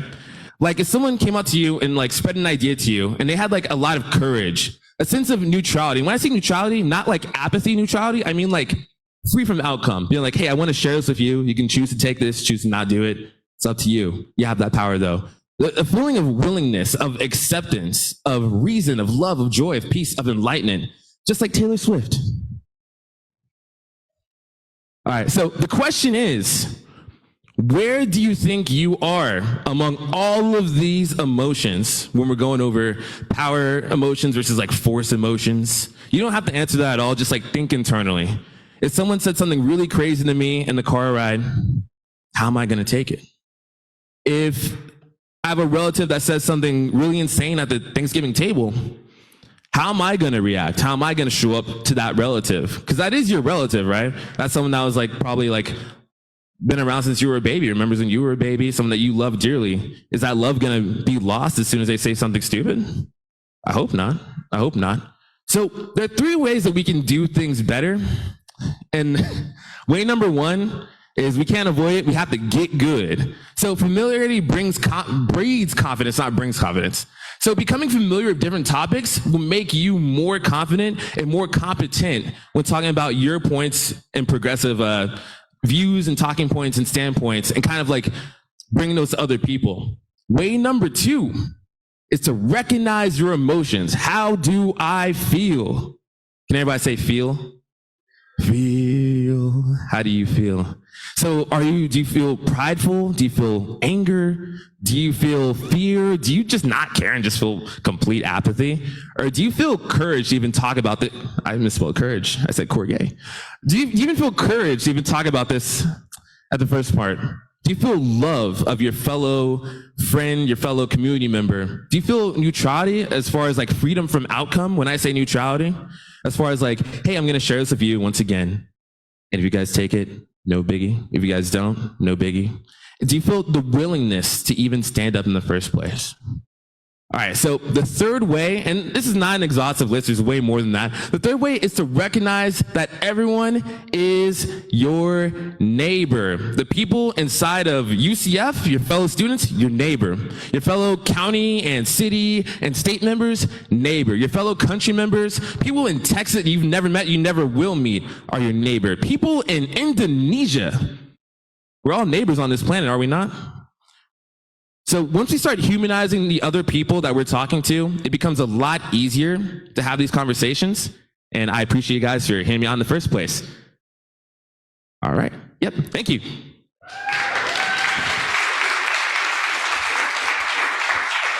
I'm gonna leave this up here.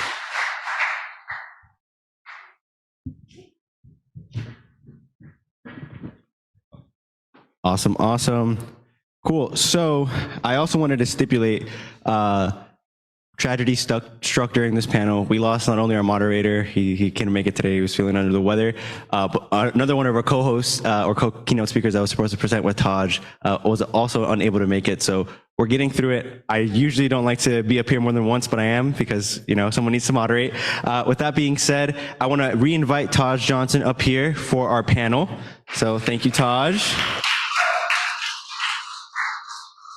Secondly, I would like to invite Tim Ayers. Thank you, Tim.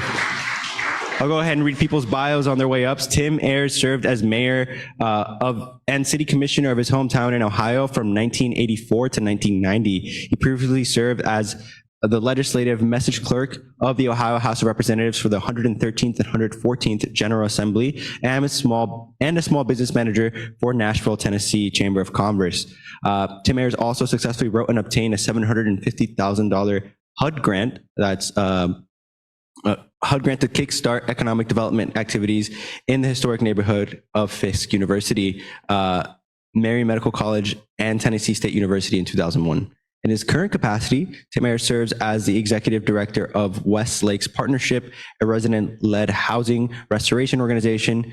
In his spare time, he's the president of the Orange County Democratic Black Caucus, second VP of the Democratic Black Caucus of Florida, and precinct captain for COE. Give it up for Tim.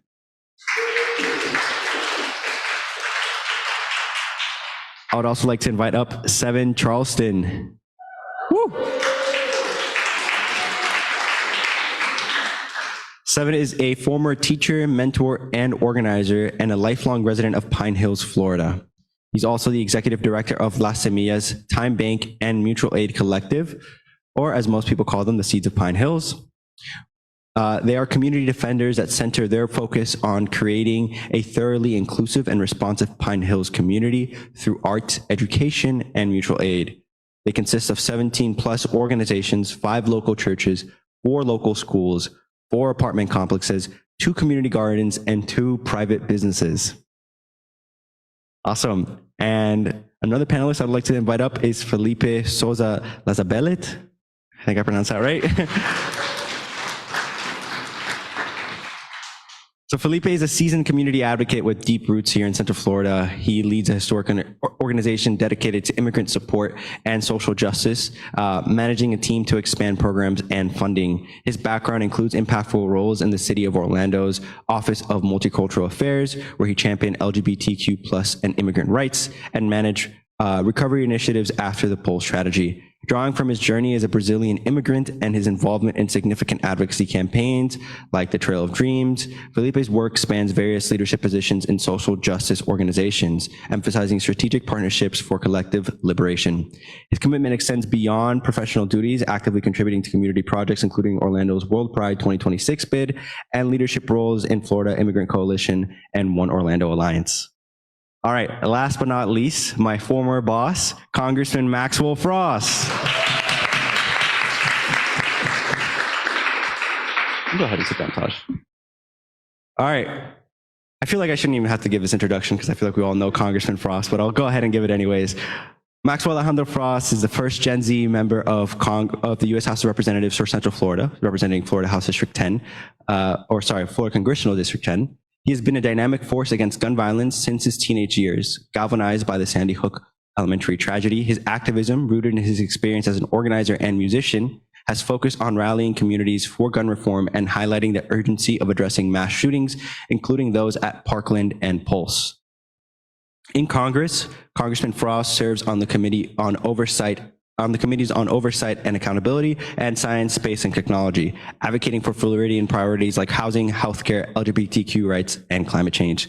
Please give it up for all of our amazing, amazing panelists. Actually, I'm forgetting to mention our virtual panelists. That's my bad. We have Gertie Remy also joining us from the Florida Access Network.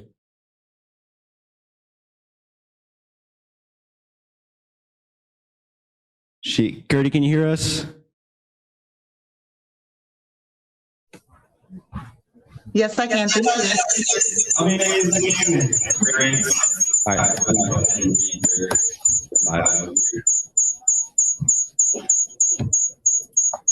So, Gertie Remy is the board president of the Florida Access Network, an abortion fund that assists in funding abortions and offers practical support to marginalized and impacted community members in Florida.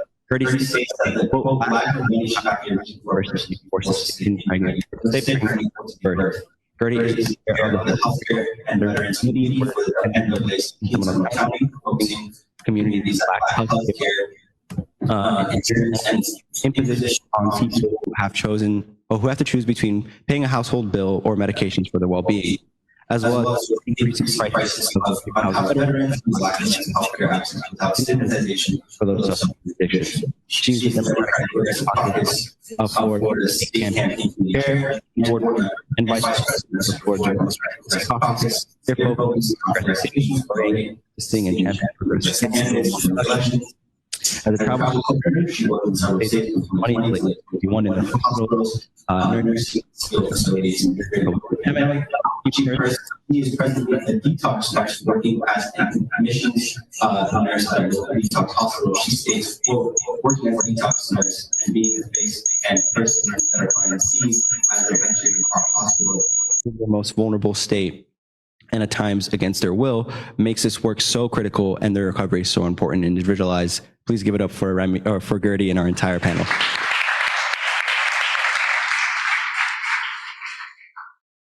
All right. Like I'm hiding from the groups over here, but that's okay. Awesome. So I want to start with wishing everyone a happy Black History Month, because that's something that we need to talk about, right? This panel it's about that. And so I want to, there's folks who are here who weren't here at earlier sections, and I apologize for this being redundant, but a lot of the conversations earlier were on the importance of not treating our groups like a monolith, and understanding that in particular, the Latino community has had massive changes in turnout, particularly not turning out for Democratic candidates. So I wanted to give that framing. And I want to start with the topic of immigration. I am a non-citizen immigrant. I come from Venezuela. However, my mother is a citizen. I want to share this anecdote because it's one that's had me thinking for a while. I think a lot of times when people hear immigration and hear Hispanics or Latinos, they think, oh, they're pro-immigration, right? Automatically. That is not the case. I learned that directly. I was talking to my mother and she said something along the lines to me of, it's not fair that these people get to cross over the border. She's referring specifically to even Venezuelans, which we are, get to claim asylum and then stay here for free while we, went through the arduous, long process of securing our permanent residency otherwise. So Felipe, this question is really for you. How do you deal with those narratives, especially from more established Latino communities that may sometimes come off as anti-immigrant? How do we deal with it? Wow. So, hi, everybody.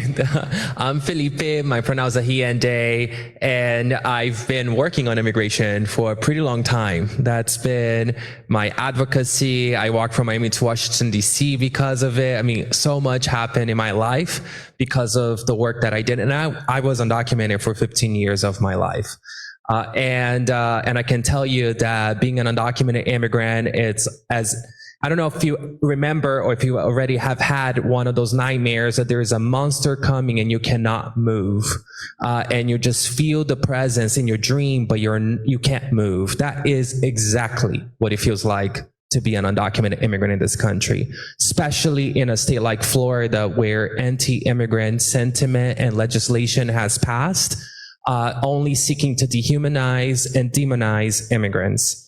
So it's hard. It's a hard topic, okay? One is that there is this misunderstanding that Latinos are progressive. That's not the case. Folks are all over the spectrum of, politics, and also lived experiences. I mean, we are literally from different countries. I was born in Brazil. I grew up speaking Portuguese. That's my first language. I learned to speak Spanish in the US. So even in that, right, we are diverse and we are culturally different from each other.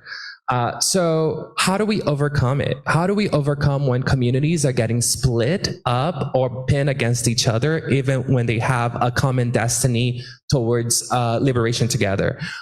One, lifting up the stories specifically of undocumented people.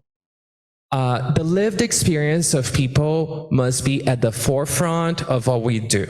If you don't understand the pain, you won't know the actual pathway towards a real solution. And also, by empowering people who are directly impacted, we are building power, grassroots power, and stories change hearts and minds. I'm queer. And I am thankful for the thousands of people who came before me who are literally knocking at doors and saying, hey, I'm gay. And it is because of them that I get to be on this stage in front of you. Even though life is still hard, and we are completely under attack as queer people in the US and specifically in Florida, if they didn't come forward in the bold ways they did, I wouldn't be here right now. So that is still the biggest tool in our toolbox. And I would say the second thing is to understand that messages must be written in Spanish first. For all of you who are working in campaigns, let me tell you one thing that makes my blood boil. I read something and I'm like, okay, this is literally a translation. And you probably did it on Google Translate. When campaigns are written for people, by the people, guess what? It's more effective. And that is the reason why the Democratic Party is losing ground. Put the right people in leadership. And believe it or not, we know how to talk to our people. Yeah. Thank you for that, Felipe. I just want to say, it seems like the two kind of points that you highlighted were, one, centering narratives, which I think has been a theme throughout the day of really being specific about people's lived experience. And then two, you mentioned around language and being clear and precise on that language. I want to go now to Congressman Frost. How do you think about this now? Actually, let me backtrack. This whole panel, this whole summit is supposed to be focused around Central Florida, so I don't want to drag us into national conversations, but I do want to get your perspective when you're up there on Capitol Hill. What's it like, making these arguments? What do you hear from folks? I know you do a lot of advocacy work in immigration, particularly. I think last week or 2 weeks ago, you did some work with a local church. Just talk about the issue and how you react to the 2 points that Felipe laid out. Andy, yeah, Andy Biggs, Matt Gaetz, all these very crazy right-wing, more neo-fascist, racist, bigoted people. And so it makes it difficult because, number one, from a personal standpoint, immigration is a very personal thing for me. And in case you don't know, right now, there's a real threat of us losing asylum in this country. It's a huge deal right now. And I'm here because of asylum. My mother came here from Cuba as a refugee, so I take it very seriously. And but what I've decided to do is exactly what Felipe said. You know, I can sit up there and talk about statistics on how immigrants contribute a lot to our economy, which I say, and it's a good message. But for a lot of these folks, they just don't care. They don't like us because we're brown. They don't like us because of where we come from. And you just kind of have to let that sit and understand that when I'm on that committee talking, a lot of times I'm not talking to convince Marjorie Taylor Greene that gutting asylum is anti-American. I'm talking to the people who are going to watch the clip later on here in the community or anywhere else. And that's where my head's at. And so I always try to center stories of people from Central Florida. For instance, when we heard about this border bill that's going on to gut immigration, we immediately decided to do action here in Central Florida first. And so Felipe was there, and we did it with Father Jose and a bunch of different immigrant rights groups from the Haitian community, Latino community. And we centered stories. Really, everybody who spoke was an immigrant or someone who had come as a refugee, and they just told their story. And I got to say, everyone was super powerful. But I remember we had someone speak who came here from Haiti, and her testimony that she gave about her life brought us all to tears. And that showed on the news that night here, right? Possibly right after an interview with one of my colleagues who were spreading, bigotry about the person that they'll hear about a minute later. So as like a elected leader, I'm always trying to figure out ways to use the platform and use the ability to convene people to spread a message. Because, as a member of Congress, I'm one of 435 votes. I don't say that to diminish the power, but it's one vote of many, and one vote doesn't get you too far. But one of the greatest powers of a member of Congress is the power to convene. And that's something I've been learning a lot more about in the last few months, especially with this battle around immigration. So we did a roundtable with immigrants and immigrant rights groups right after we did that press conference. It got a lot of good press here locally and really started a conversation that hasn't been talked about on the news, because Felipe has been doing this work for a long time. There's been groups doing this work for a long time, but you turn on the news and you don't hear about it all the time. And I think, a lot of times we have to figure out as organizers, how are we going to make sure that we're centering the stories of our people here in Central Florida? Because when they turn on Fox News or whatever, they're showing the border, they're saying it's an invasion, etc. We need people to know that your teachers, the people who are working at the store you go to, the manager of a hotel, etc., your friends, your family, our neighbors, that's who we're talking about. That's this invasion that people are talking about. And when you do that, I think we really get to people's humanity, which is the battleground of organizers, right? Like, we want to be down there. We don't want to be with the bigotry and with the name calling and all that. We want to be in people's humanity, because that's where we do our best work. So, yeah. Thank you for that. Yes.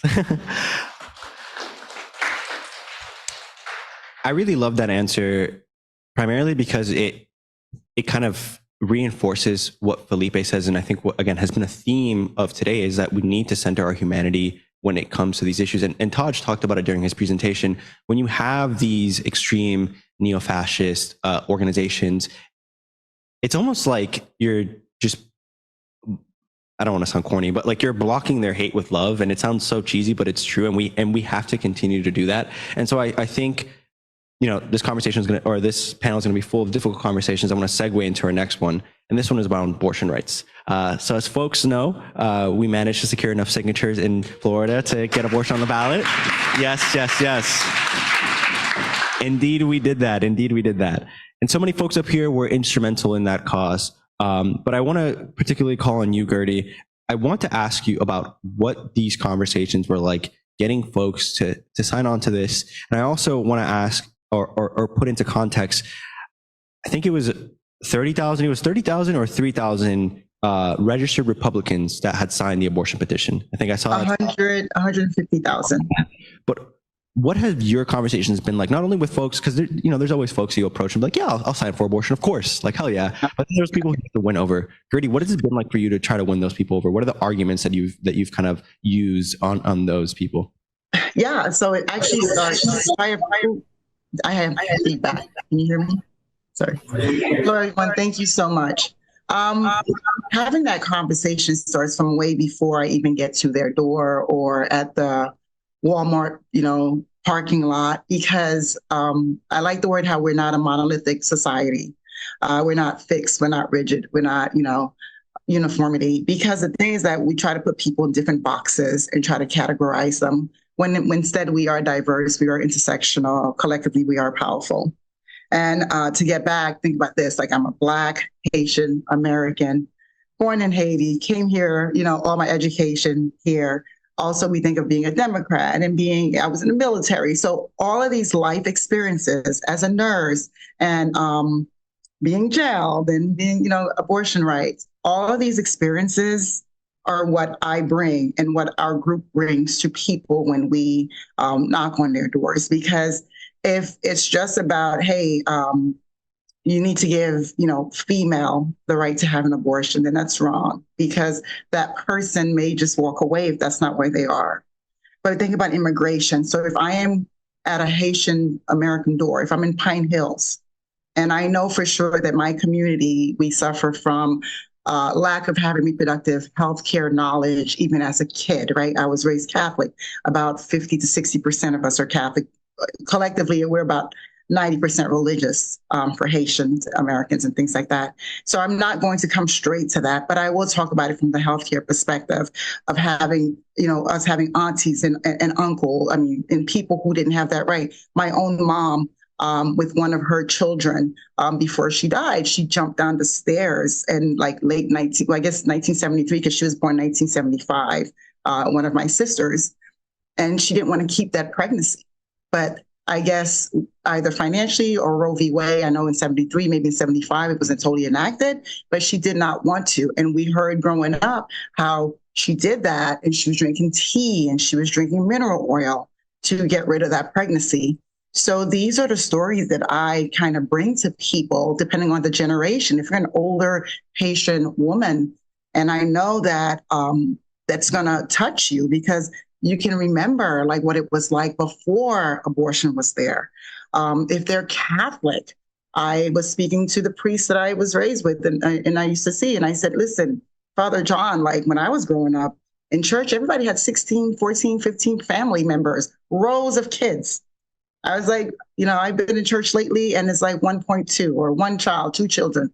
I said, we cannot destroy our community by just promoting all this abstinence or not having abortion right, when I can see clearly our congregation clearly believes in abortion rights or reproductive care, because where are all the kids? Are they just not having sex? You know what I mean? So we have to be honest with that when we speak to people and know that it depends on the audience is how we address it. If I'm knocking on a conservative, don't tread on me neighborhood in Apopka, and the person opened the door and it's an older white male or somebody there, I address it, or we address it in the form of, again, actually, sometimes I hear, we don't care what you do with your body. We just don't want you in our business. And so I talk about big government. You're right. You don't want us with your guns. You don't want us to tell you how to not mask. Why do you want to tell people like me what to do with my body? And a lot of times, you're right. I had a younger one, a person who was maybe in their 20s, a white male. And he's like, I don't care about this. And I said, well, you know what? When they force the people that you're going to have sex with to keep these pregnancies, and you have a right to have sex with whoever you want to, 10 times a month, et cetera. But if they get pregnant, you have a possibility of having 10 children. And the state of Florida will take your driver's license away when you don't pay that child support, especially if they seek help from the government for Medicaid and food stamps. And I speak on a case management point of view. If they come when I was a social worker and they ask for help for food stamps, we're going to try to find you. We're going to try to get you to pay child support. So why should you be penalized just because you want to have sex? Why are we being punished for being sexually active like we should? And I had the person sign the petition. So each person, we have to read the room and take away like the monolith thing that we think, like, okay, if somebody sees me and they go, oh, you're raised Catholic, oh, she's Haitian, whatever, she doesn't, whatever. Or if they think I'm an activist, they be like, oh yeah, I'm gonna sign. That doesn't mean that. You know, we have to see where they are and then bring that diversity and let them speak. I let people speak first. And then after that, I shove the thing in them like, here, you're right, sign the petition. And that's with all petitions, all campaigns, whether it's for housing rights, right? Whether it's for immigration, as a Haitian American, wherever it is, just find that the connection and let that person speak. And then remember, like, they are not where we are. Society wants people to be dumb when it comes to politics. We don't talk about politics. So don't come from a political view. Find out about them and speak to them about that. And I've never really had people tell me no, whether it's signing a petition for campaigns or signing a petition for a campaign for abortion rights. Thank you. My friend Alejandro right here, also a fellow with me. We went to like 3 or 4 different UCF tailgates trying to get people to sign the abortion petition. And I don't know about y'all, but it's pretty difficult to get people who are like 3 or 4, 5 beers in to like fill out a form. But kind of like Gertie mentioned, you know, you have to frame it in ways that they'd want to hear. Like, I straight up said to someone, like, you know, if you knock her up, like, you're going to have to keep it, right? Like, it's about like having these, like, being personable and being real. And I think that's how we get past this, like, a lot of time progressives are seen as like high and mighty, like look down at the kind of thing. And we need to break that narrative. And I think the ways we break that narrative is by just being honest and being a human being and saying things like, hey man, I know you don't want to deal with this. Like, just be a little more active, you know, like sign this petition. Does anyone else have any other thoughts on abortion they'd like to share before we move on to our next topic? Okay, great. So next we're going to talk about LGBTQ issues. So again, another very contentious issue within our community. Here, I want to leave the room open for discussion, and I just want to frame, from my perspective, what I've seen.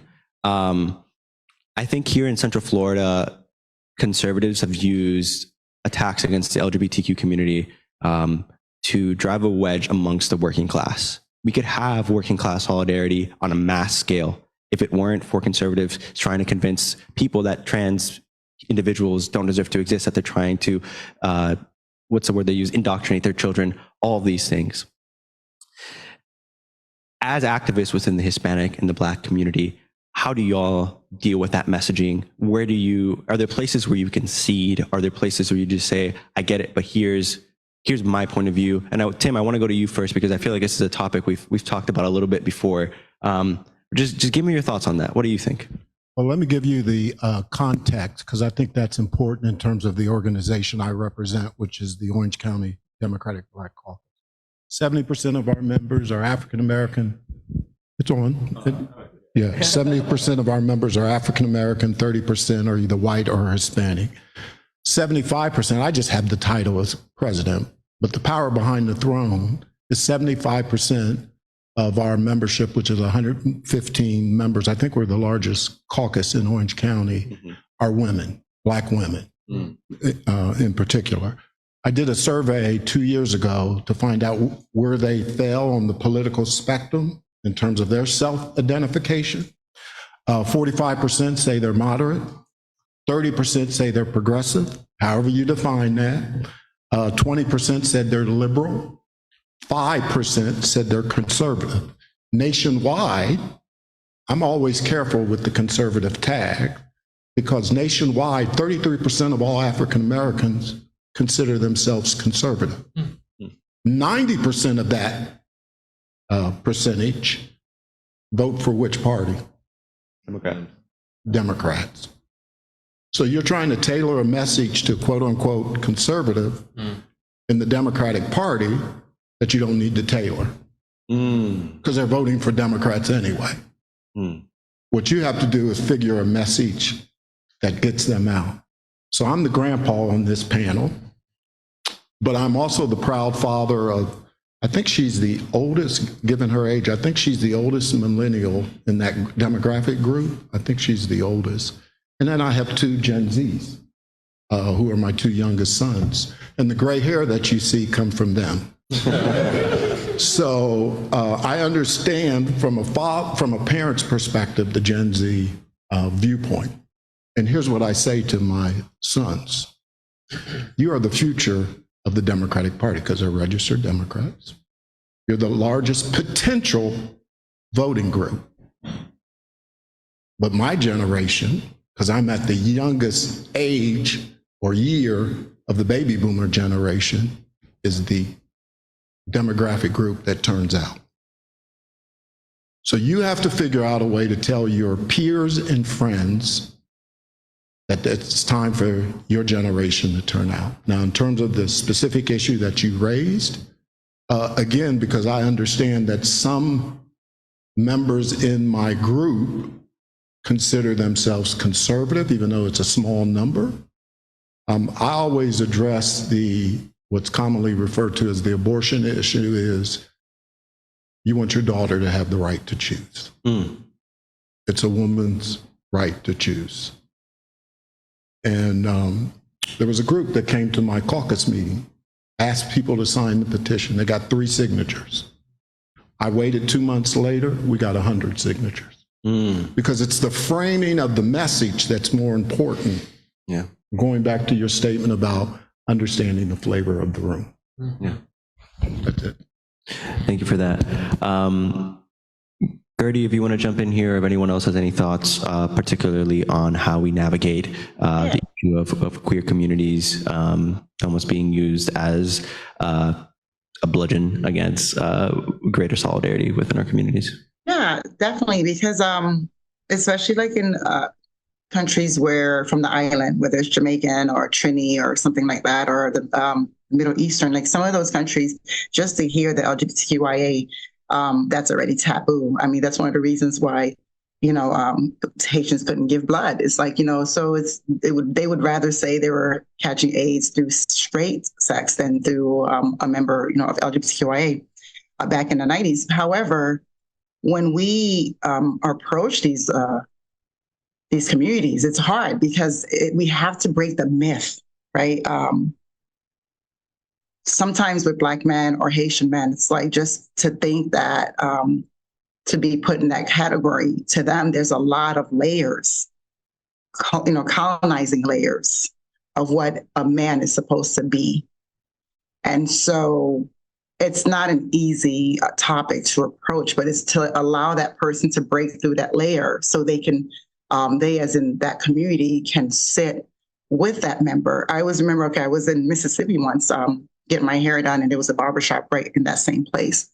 And it was something in the news, and one of the barbershop is a Black owned, and they said, man, and excuse me, this is not me, this is them.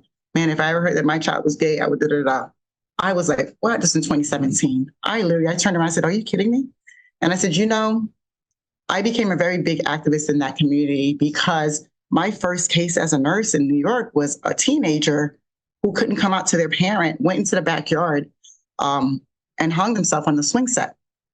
And so I'm sitting there in a pediatric hospital, just graduating out of school, and this child was on a ventilator. There was tubes everywhere, and they put all the pictures of that person on the wall.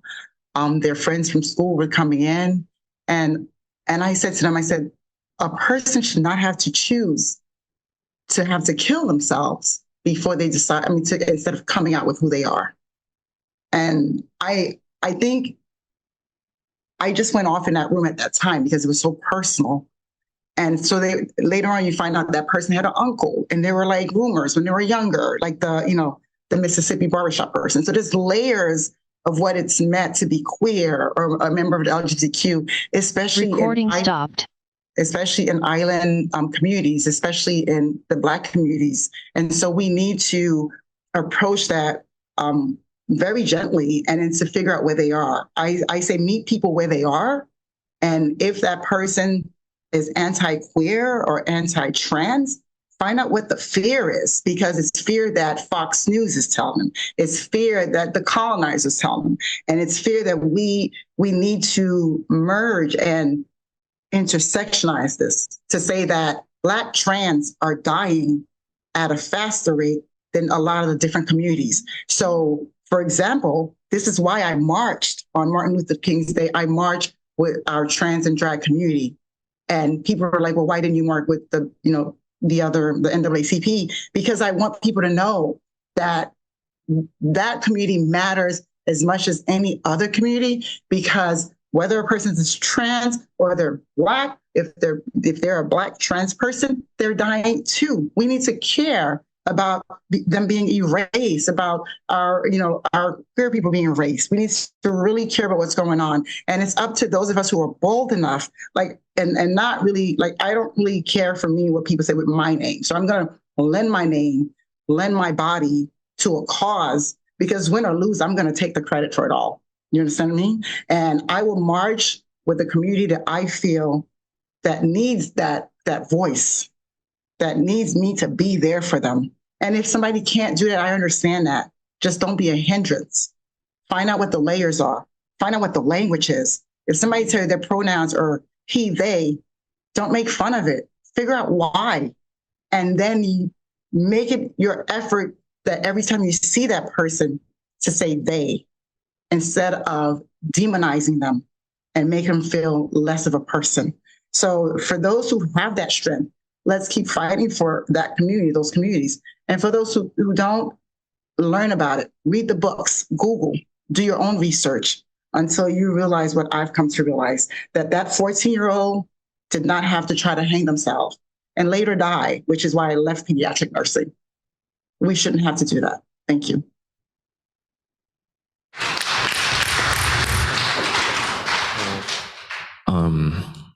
I think there's a word, starts with an I, ends with a Y, when it comes to talking about Black issues and queer issues in America. You guys know the word? Intersectionality, yep, that's it.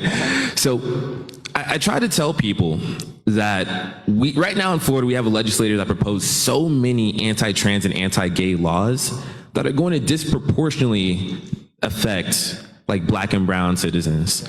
So when they want to do genital checks in the girls' locker rooms, because they proposed that a couple years ago, if you guys remember, it's going to be Black and brown girls that fall victim to certain things more than their Caucasian counterpoints. When EMS servers, workers, get to refuse service to trans people, it's going to be Black trans people that are going to be hurt from that more than their white counterparts. I think it's your duty as a Black and brown citizen in America to fight for your fellow Black and brown person. How can you be a Black or Haitian American and say, oh, well, it doesn't affect me? It does affect you. It will affect your daughter. It will affect your wife. It will affect your family and your mother. All right? When we've seen Michelle Obama get accused of being trans. I've seen Margot Robbie get accused of being trans. All right, the violence that's coming towards trans people is going to disproportionately affect you as a Black person and a brown person in America. I'm so sorry, that's the truth. I know that's more fear-based, but let's be courageous and fight back against it. Thank you. Can I just briefly respond? Again, this is the grandfather coming out in me, even though I'm not a grandfather. I don't think it's fear. When African Americans who call themselves conservative, they don't think of it in the same way we think of that. They don't think of it in terms of a political conservative. Like those commentators you see on TV, those are conservative pundits who are on the right side of the Republican Party. When an African American, for the most part, says they're conservative, they look at morals, values, and lifestyle. I'm not saying it's right or wrong, but that's the tendency because a good number of us have come up through the church. And quite frankly, those institutions, by and large, are conservative by nature. And so therefore, most African Americans, I was this way before I went off to college, that's the good book. Therefore, we follow the good book. Until I went to college and found out, oh, there's another world beyond 502 June Street. It's the nuance of that I do think it's tragic in my own community. But then I know, because I live in that community, even though the city I'm from is 88% white, but I live in the African American community. That was the city I was elected in, was 88% white, is that in the institutions that govern the African American churches, as quiet as it's kept, people of a different sexual orientation have leadership positions. Yeah. We just don't like to talk about it. Could I say a couple of things too? Rapidito. So I actually am LGBTQ plus and actually part of the immigrant rights movement as an immigrant too. So I did not grow up out of the LGBTQ liberation movement. I did not. I came through the immigrant youth movement that was fighting for the DREAM Act, got DACA, etc. And I remember being in a room, with my peers who were suffering through the same things I was suffering as an undocumented person, and a compromise on a bill at the time for comprehensive immigration reform that the compromise was not to include binational couples, which this is before marriage equality.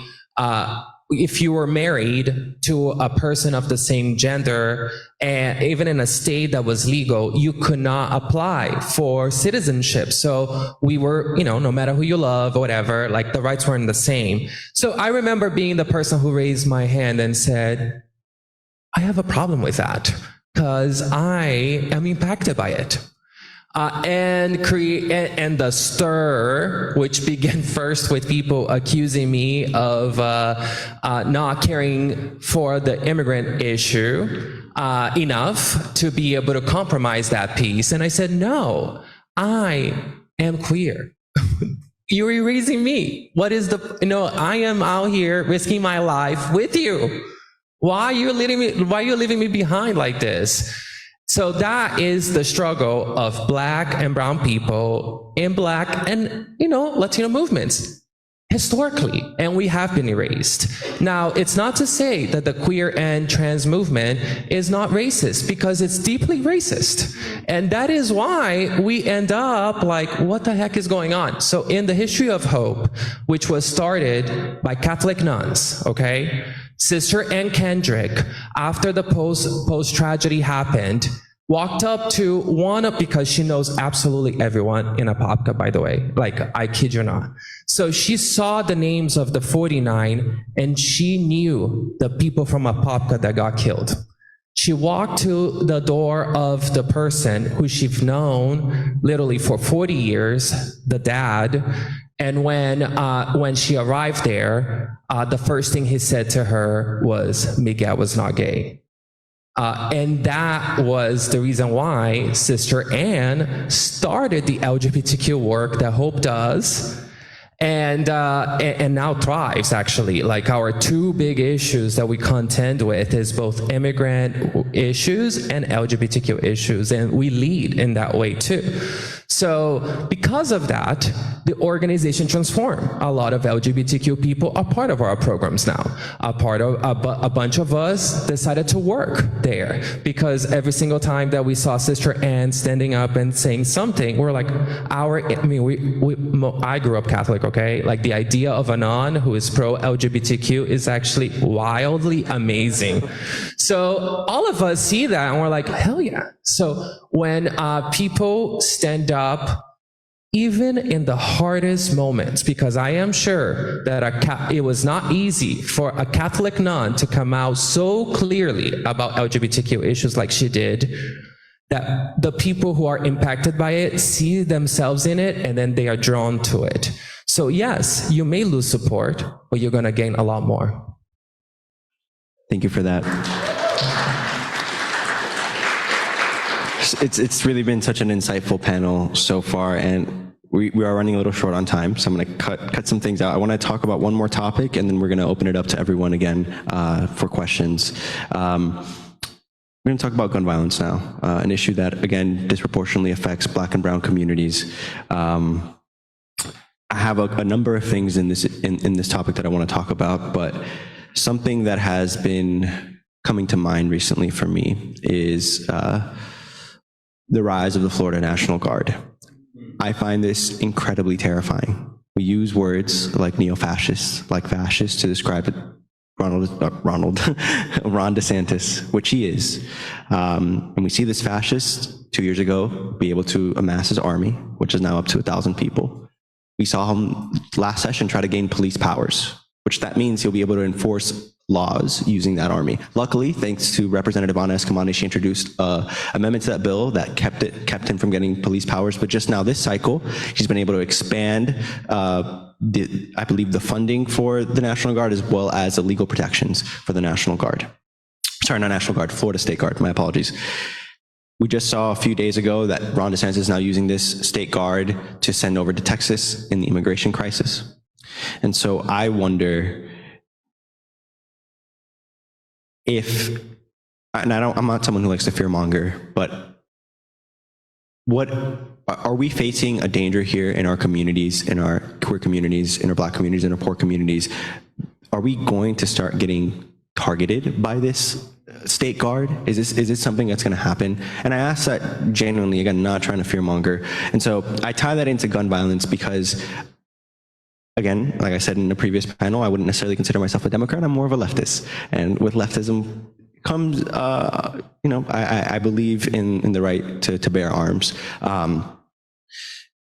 How much in the gun violence prevention work that you're involved with, Congressman Frost, and that you're involved with Seven and other folks on the panel who are involved with this work, is centered around not just saying to folks, stay away from guns, guns are bad, but saying this is the history of armed revolution in this country. This is how we This is how we can use guns responsibly. Am I just spitballing here, or is there something more to that? Would love to hear from either you, Congressman, or Seven. Is it on? Oh, sorry. Oh, God. Yeah, so I wouldn't say that, especially in my work as, gun violence prevention advocate, that I've spoken a lot to the history of armed revolution, but we definitely have within our March for Our Lives Pine Hills group, within the last 2 years, we've definitely spoke about just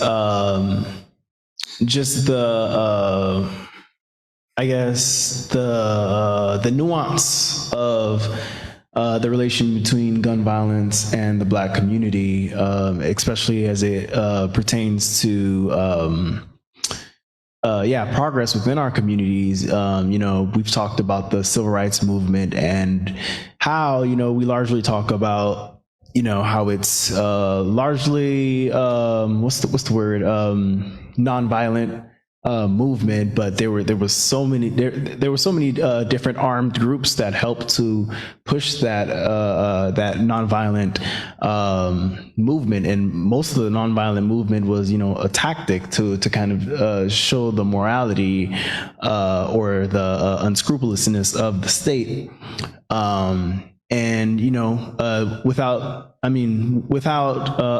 guess digging into the details, you wouldn't know that there were so many different armed groups that supported the civil rights movement, and that Martin Luther King was armed a lot of times, and he had a lot of guns in his house, and a lot of armed men in his house to protect his family for the most part, because his life was in such dire threat, and without that civil unrest, without that threat of power, they probably would have never been able to be in all the spaces that they were in. They did face a lot of physical harm during that that time and that during that time and during that movement, but it could have been so much worse if it wasn't for the power that the community vested within itself with arms and etc. So it's definitely difficult to tell, especially Black Americans now who might be living in areas that they don't feel where they don't feel 100% safe to tell them to put their guns away. But they're seeing on the news that there are armed white militias in the jungle just training for whatever type of civil unrest that's supposed to come, X, Y, and Z. So it's difficult. I can't really come and tell a lot of my students. Well, I do tell a lot of my students not to resort to violence, but I understand the hesitancy and the real life situations that they're dealing with, where they feel like they need a gun. Not that they might actually need it, but they feel like they need it, and that's a difficult situation to deal with. I think when it comes to talking about that issue, we definitely, as March for Our Lives, Pine Hills, we try to talk about, just the mythology of guns and kind of where it comes from, the fact that people feel so entrenched with this identity of gun ownership and et cetera. And, for a large part, we talk about the patriarchy and how our masculinity and how our cultural identities have been tied to guns, and just the ways to think critically about those things, whether it's gun violence, whether it's LGBTQ issues, whether it's conservative versus liberal politics. I definitely try to get them to think about the larger mythologies, the larger questions about what we're trying to do within society, to think about just the decisions that they make. So I don't have those conversations. We don't have those conversations frequently about armed liberation movements, but we definitely talk about the mythology of guns and why we think we need them, why they exist, and why we're having such a persistent problem in our communities. I just want to clarify real quick, I'm not advocating for armed revolt. Just want to make that clear to everyone. That's the next panel. Don't give it away. What guns to... No. No, this is a really good question, and something I contended a lot with during the Black Lives Matter uprising here in Central Florida, which, many of y'all know I was heavily involved in and was brutalized by our police here and locked up here. But the times that I really contended with this the most is when we went to St. Cloud to protest.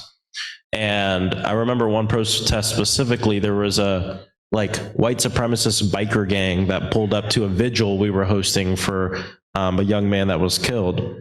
And they were all armed, all of them. And they were standing just looking at us with their hands behind their back, holding their guns. And it was very scary. And thank God none of them took it out and shot anyone, but people started fighting and it was an entire shit show. And I sat with that for a little bit because, I'm very much someone who's about nonviolence, and I still am. But the other thing is, there's not a serious person in this gun violence prevention movement that is advocating for everyone to be disarmed, right? This is something that the right wing likes to put out there, but it's not a serious thing. No one's saying that that's serious. So everybody knows. My dad's a gun owner. I come from a military family. My dad owns a gun. We went during the Black Lives Matter uprising. One of these white supremacists posted my photo and posted my parents' address and said someone should go there and teach him a lesson. Because before I was elected, I didn't have money to buy security, so my dad got a gun. And he has the right to do that, but he has safe storage and it's safely kept, right? And it's not a AR-15, he got a shotgun. So, I think that it's important to we start with the truth here, because the gun violence prevention movement is about a few things. Number one, we do believe that guns should be well regulated, and they're not right now. In many different places, it's harder to vote than buy a gun. We don't think that should be true. We don't think guns should fall in the wrong hands. We think it should be orderly. We think that's important and it can save lives. I'm not under the illusion, though, that one gun bill or a gun bill is going to end gun violence. The next thing is to what Seven was talking about, is looking at the root conditions of gun violence, which come from poverty, the fact that people don't have health care, the fact that one job isn't enough, the fact that wages aren't high enough. And so then the next goal is, let's create a society where people don't feel the need to use a gun to solve their problems in the first place. That's the other one. And it's also, it's also like a realistic approach, because there are more guns than people in this country by far. We have more guns in this country than anywhere else. I want to stop gun violence today. So knowing that even if we stopped selling guns tomorrow, that we still have a gun problem, going towards the root causes is going to help us do that. The third thing is community violence intervention, which is a lot of the work that Seven does, it's work that Hope does, it's work that a lot of organizations do, and it manifests itself in different ways. And it's when we put money into the hands of our community to help change the conditions of our people directly, but then also work at intervening. The city of Orlando started their first ever gun violence interrupter program a few years ago. It's like the best kept secret in Orlando. I just secured $1.5 million to extend the program for another 2 years. In the zip codes, in the zip codes where they have the violence interrupters, the rate of gun violence has gone down in the city of Orlando, and they've hired people who used to be shooters back in the day, and they went to jail, they came out, changed their life around. They're credible messengers. They identify who's most likely to get shot and who's most likely to shoot someone, and they intervene. And they work at ensuring that the cycle of violence doesn't continue. Do you know that in Black and brown communities, most of the gun violence is done by the same about like 1% of people?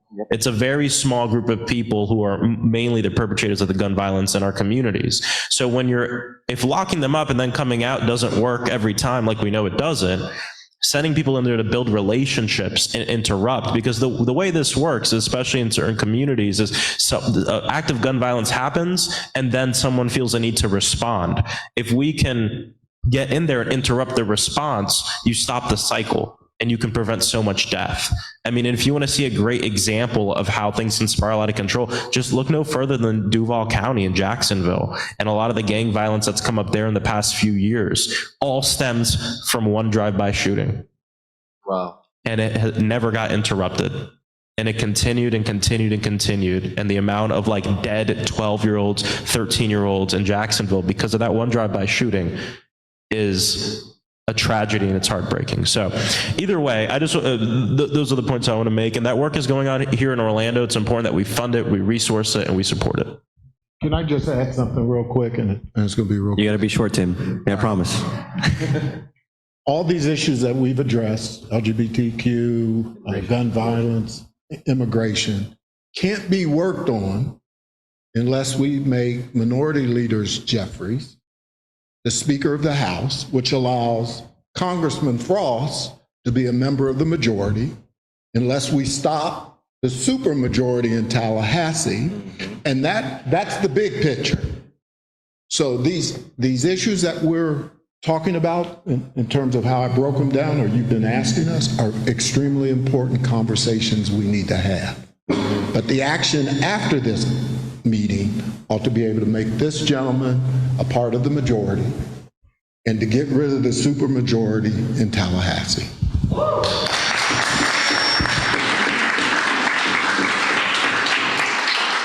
Tim, I should not have let you speak. You stole my thunder. That was basically what I was going to say. No, but truly, this is just the beginning, and I don't want, I've been organizing, frankly, for a little less than a year, or a little less than a year. Like, I met Congressman Frost back in February of last year here at UCF. And I've been to a number of events, and I can tell you so many events are you just go there, you sit down, you listen, and you leave, and very rarely do we get follow-up. Guys, I promise you Organizing to Victory is going to reach back out to you today. Well, not today, but about today, and make sure that we have next steps on these conversations, around voter data, around the environment, around economic justice. So with that, we're supposed to end at 4 and then go into our final section, but we can go over time. It's fine because we've been going over time all day. If you have questions, please let me know and I will bring you over the mic. Online folks, same thing as well. Feel free to raise your hand. I'll try to get 1 or 2 of you in there. David, I'll come to you first.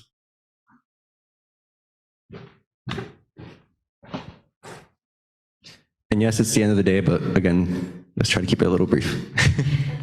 All right, so my question is, in 2020, we saw a lot of members in the young Black community rise up and become politically involved against police injustice after the George Floyd murder. In 2022, specifically in Florida, we had such a low Black turnout locally in Central Florida.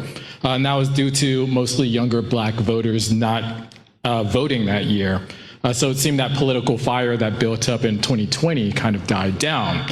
So going forward in 2024, how do we rebuild on that high level of political activism we saw from young Black Floridians in 2020 and engage them to get involved and vote in 2024?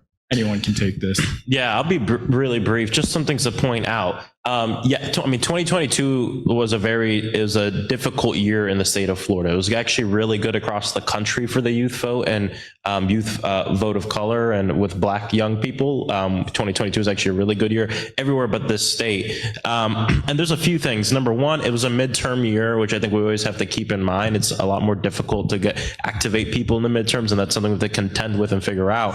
But the other thing too is, the material conditions of a voter, of a person, of a human can directly impact whether or not they have a belief that government can do anything for them, right?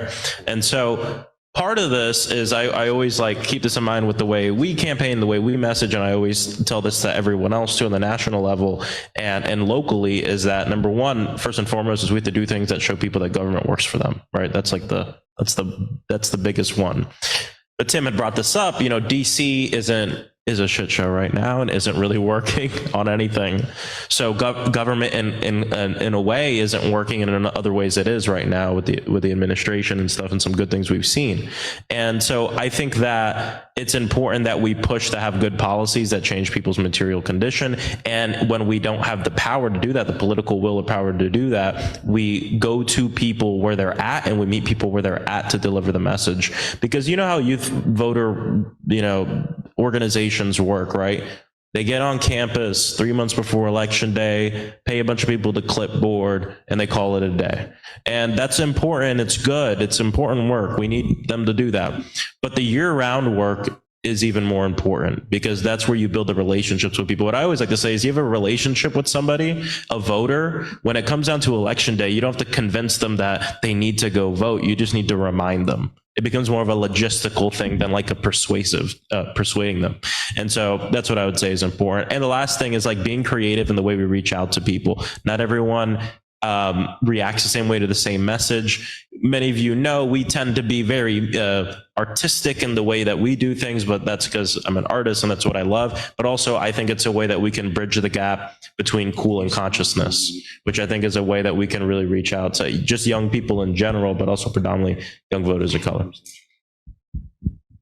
I would say, as a young Black male that was kind of outside on 2020 and knows a lot of people who's been in that space, I don't think, it wasn't for nothing. I feel like there's definitely a lot of young Black folks who are still engaged in local organizing and community building on different levels.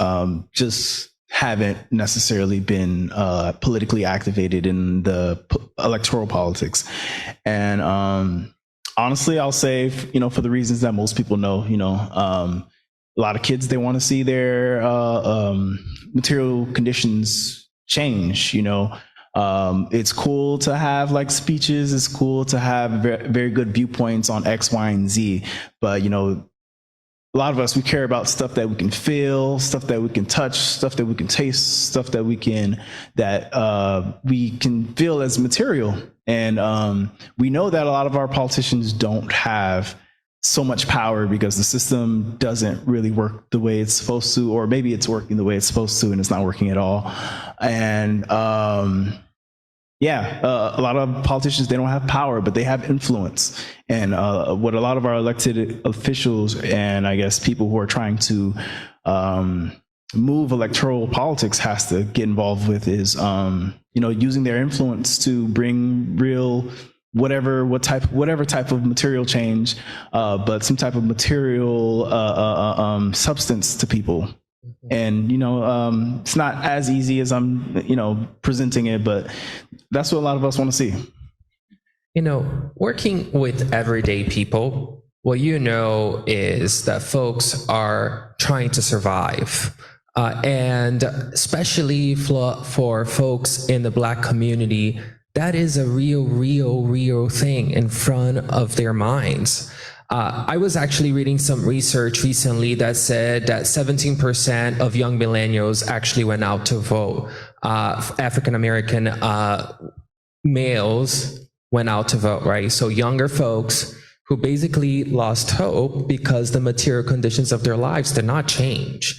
It's important for us to be real. Coming and knocking at someone's door and saying, this is the election of your lifetime, when 2 years ago that was the message, and the 2 years before that too, right, is disingenuous. You have to have the real conversation and be willing to listen, first and foremost. So I would say that, right? But the second thing is, I come from a movement space. So I became political because I want power and I want respect. I don't want to come to a protest and people not listen to me. And for that, I need to build people power. I need to organize money, people, and time. So that, is clear to me. And what I know for sure is that when the two-party system isn't showing up for us, we got to show up for ourselves. And that's why mutual aid and standing with each other and empowering one another is so critical, and committing to long-term. And even when the resources are scarce, people feel betrayed. And to come and go is, a breach of trust. I don't know how else to, say it. So all that to say that I believe in hope, okay? I wouldn't be working so hard for change if I didn't believe in it. And I actually believe in people, and that's where it comes from. The hope I have is not in systems, it's really in people. So I believe that if we are real and we sustain our commitment towards being in community with people, people will see their power in numbers. I believe that personal transformation, what happens around you, it creates collective change, right? Collective action. So whether it's to get people out to vote, to a protest, to go to Tallahassee or Washington, D.C., when they know they're not one, but there's power in many, people respond to that. So that, I think, is our lesson to learn and carry in our hearts. So I'm gonna be a skunk at the garden party. Before I moved to Florida, I've been 9 years. I used to always say, why can't Florida win an election? I wasn't here when Obama won twice. All I know is the election of 2014 to 2022. Those are the elections I know. And with the exception of one election, we haven't done well. And what I would say about the Black Lives Matter movement, the one race they did politically speaking, that was the benefit of that movement locally, I'm not speaking nationwide, but locally, is that we elected a state attorney who met the moment of the movement, rode that wave, I think, this is my own opinion, to win the office that she was seeking. Having said that, what I would say is the failure of most movement is that we never build political power. We may win some victories, but we don't sustain it by building an organization that taps into the community on a continuous basis. It doesn't have to be affiliated with a political party, that on a moment's notice can get them to the polls. Because if you want to build systemic change, you got to have the ability to capture voters and get them to the polls.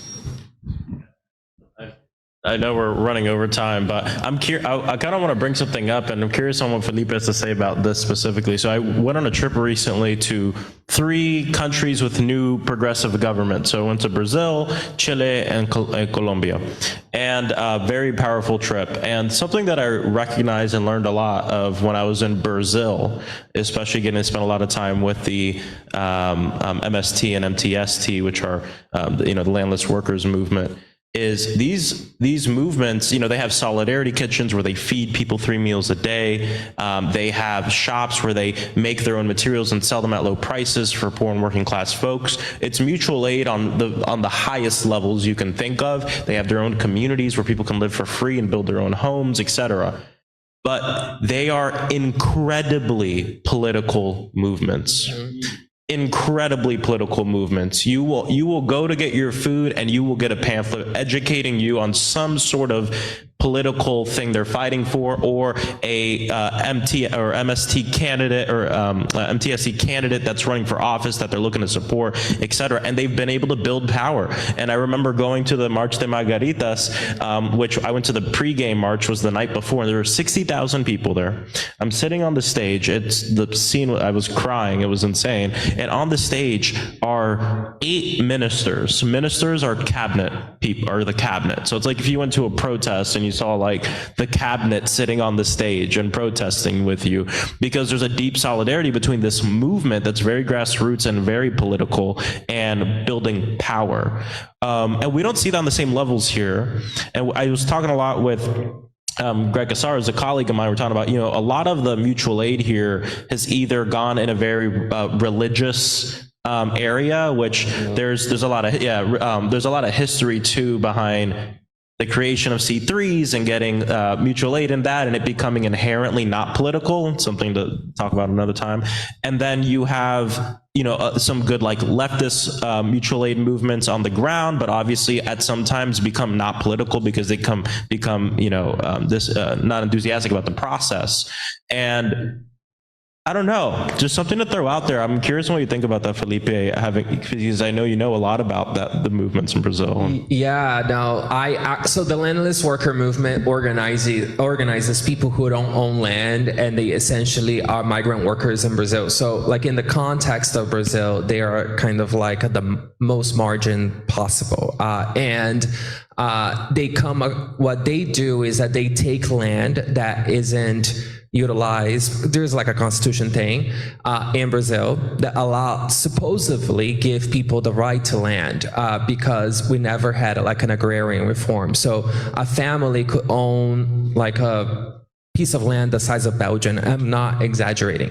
So that's kind of like the context, right? So like these folks actually go take land and literally die. Like every single year, like 30, 40 people die.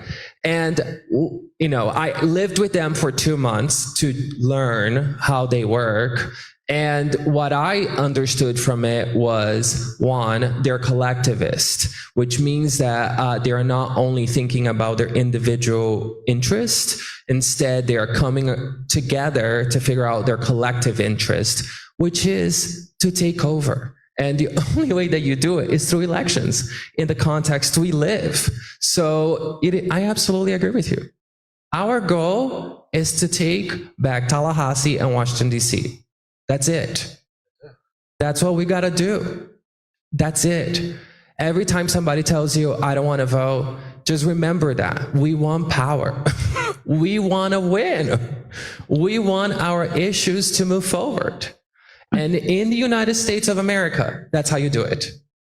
So that's it. So what we got to do, that's now that we're in agreement that that's how we gain power, we got to get serious about it. Right. Which is what they do in Brazil. They literally start people like, I don't know, they find people and they're like, okay, you're going to run to become a mayor. And then they just like invest time, effort, love, make sure she gets whatever she needs, doesn't have to like almost go bankrupt to run for office. Like seriously, that is how you gain power. And let me tell you, if you go to Tallahassee and you're an intern for a Republican, you actually get like some consulting fee that sustains you, and then they take that intern and make them into the state representative. You know, that's how it's done. So we can't forget that we got to play at that level. We need to be playing chess, okay? So, and I hate to say it just like this, but we got to put our feelings aside and get serious about what we got to do, the task ahead, and push until we win. Right. And that is what they do. And in a really much higher stake, because they're literally getting killed because of their political activism. So, oh, sorry. I want to give Gertie a chance, and we'll try to keep everybody to a minute. Gertie, go ahead. Sorry, she's had her hand up for a hot minute. It's okay. Thank you. No, yes. I was actually going to say the same thing as far as like, we do need to keep going to these communities, but I want to think when people think like how Black and brown folks are not coming out to vote, right? Think about this, like Alabama, right? 96% of Black folks in 2017 voted for Jones, over the 68%, give or take, of white women who did. And then only to have 5 years later that Alabama has banned a total ban on abortion, right? Except for when the life of the person's in danger. So Black folks are tired. Like somebody said before, we're tired. We've carried the Democratic Party. It's what we've learned through generations because we align more with that. But then every time we put ourselves out there, our Black bodies, our brown bodies, and we come out and vote, only to have these legislators and legislation turn their backs on us. That trust is gone. So when I talk about layers and peeling, and it's one thing, yes, I agree, Felipe, like we have to just tell them the dangers and just vote because that is the answer. But then when you go and approach that person and they say, what you talking about? I've seen my mama did it, my grandmama did it, man, they've been voting for this since like the 60s and we're still broke and we're still poor and we're still struggling and we're still Black, right? Like there's gotta be a different narrative and we have to really care about that. White folks need to listen. 2/3 of white women in Alabama voted against their own interests. And that's not even addressed.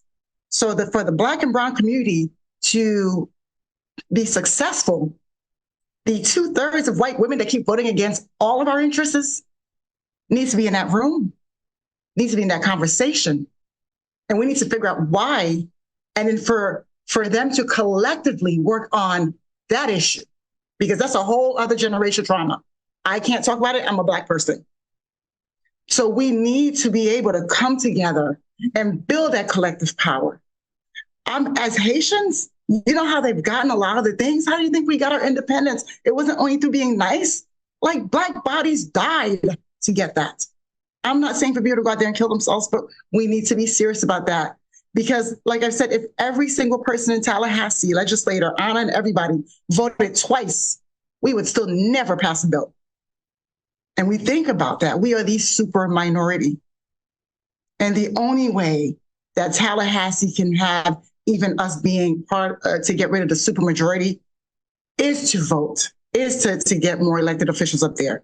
But to get Black and brown folks who's been disenfranchised, whose trust has been broken, who we only go to them 3 months before an election. Sanford can have struggles with Black people dying and cops, law enforcement putting them in jail for no reason at all. A lot of them are staying in that Sanford prison because of bail. They can't even get out. They're there for DUIs and they're there a year. Like these are issues that we need to think about. We do turkey drive, but what happened when Thanksgiving's over? Where's their food? They took out the food stamp office in Sanford. If somebody has no car and no internet, how are they going to apply for food stamps? These are issues that people who are privileged need to address if you want our Black bodies to be on the line for you all. Because when Black people get their rights, everyone gets their rights, especially when Black women and Black trans women get their rights. That means you all have had your rights already. So before people start saying people are not voting, because when people tell me that, guess what? I don't know what to say to them. You're right. I said, you know what? You're right. You're right. We carry the vote and nothing happens. So the goal, because I'm not being performative here. The goal is to do workshops, to learn how to be transformative and have transformative policies that's going to work, and then calling the bad stuff out and calling yourself out for not participating and working on yourself. And if you're part of the 68% of white women that don't vote or align with Black women issues, Black people issues, or brown people issues, then find out why and heal. So when you heal from that slave DNA, then you can collectively build power. We need to build power. Power is not a bad word. We need to have collective power so we can win, maybe in 5 years. Thank you.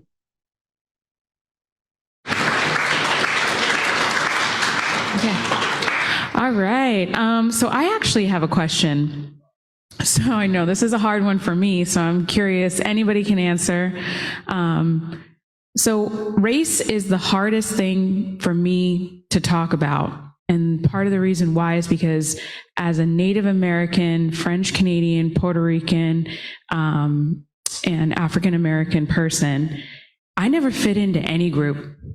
In fact, some of the most racist comments that have ever been said to me have been from fellow members of my own family or fellow members of one of my own cultures, where I'm not Black enough.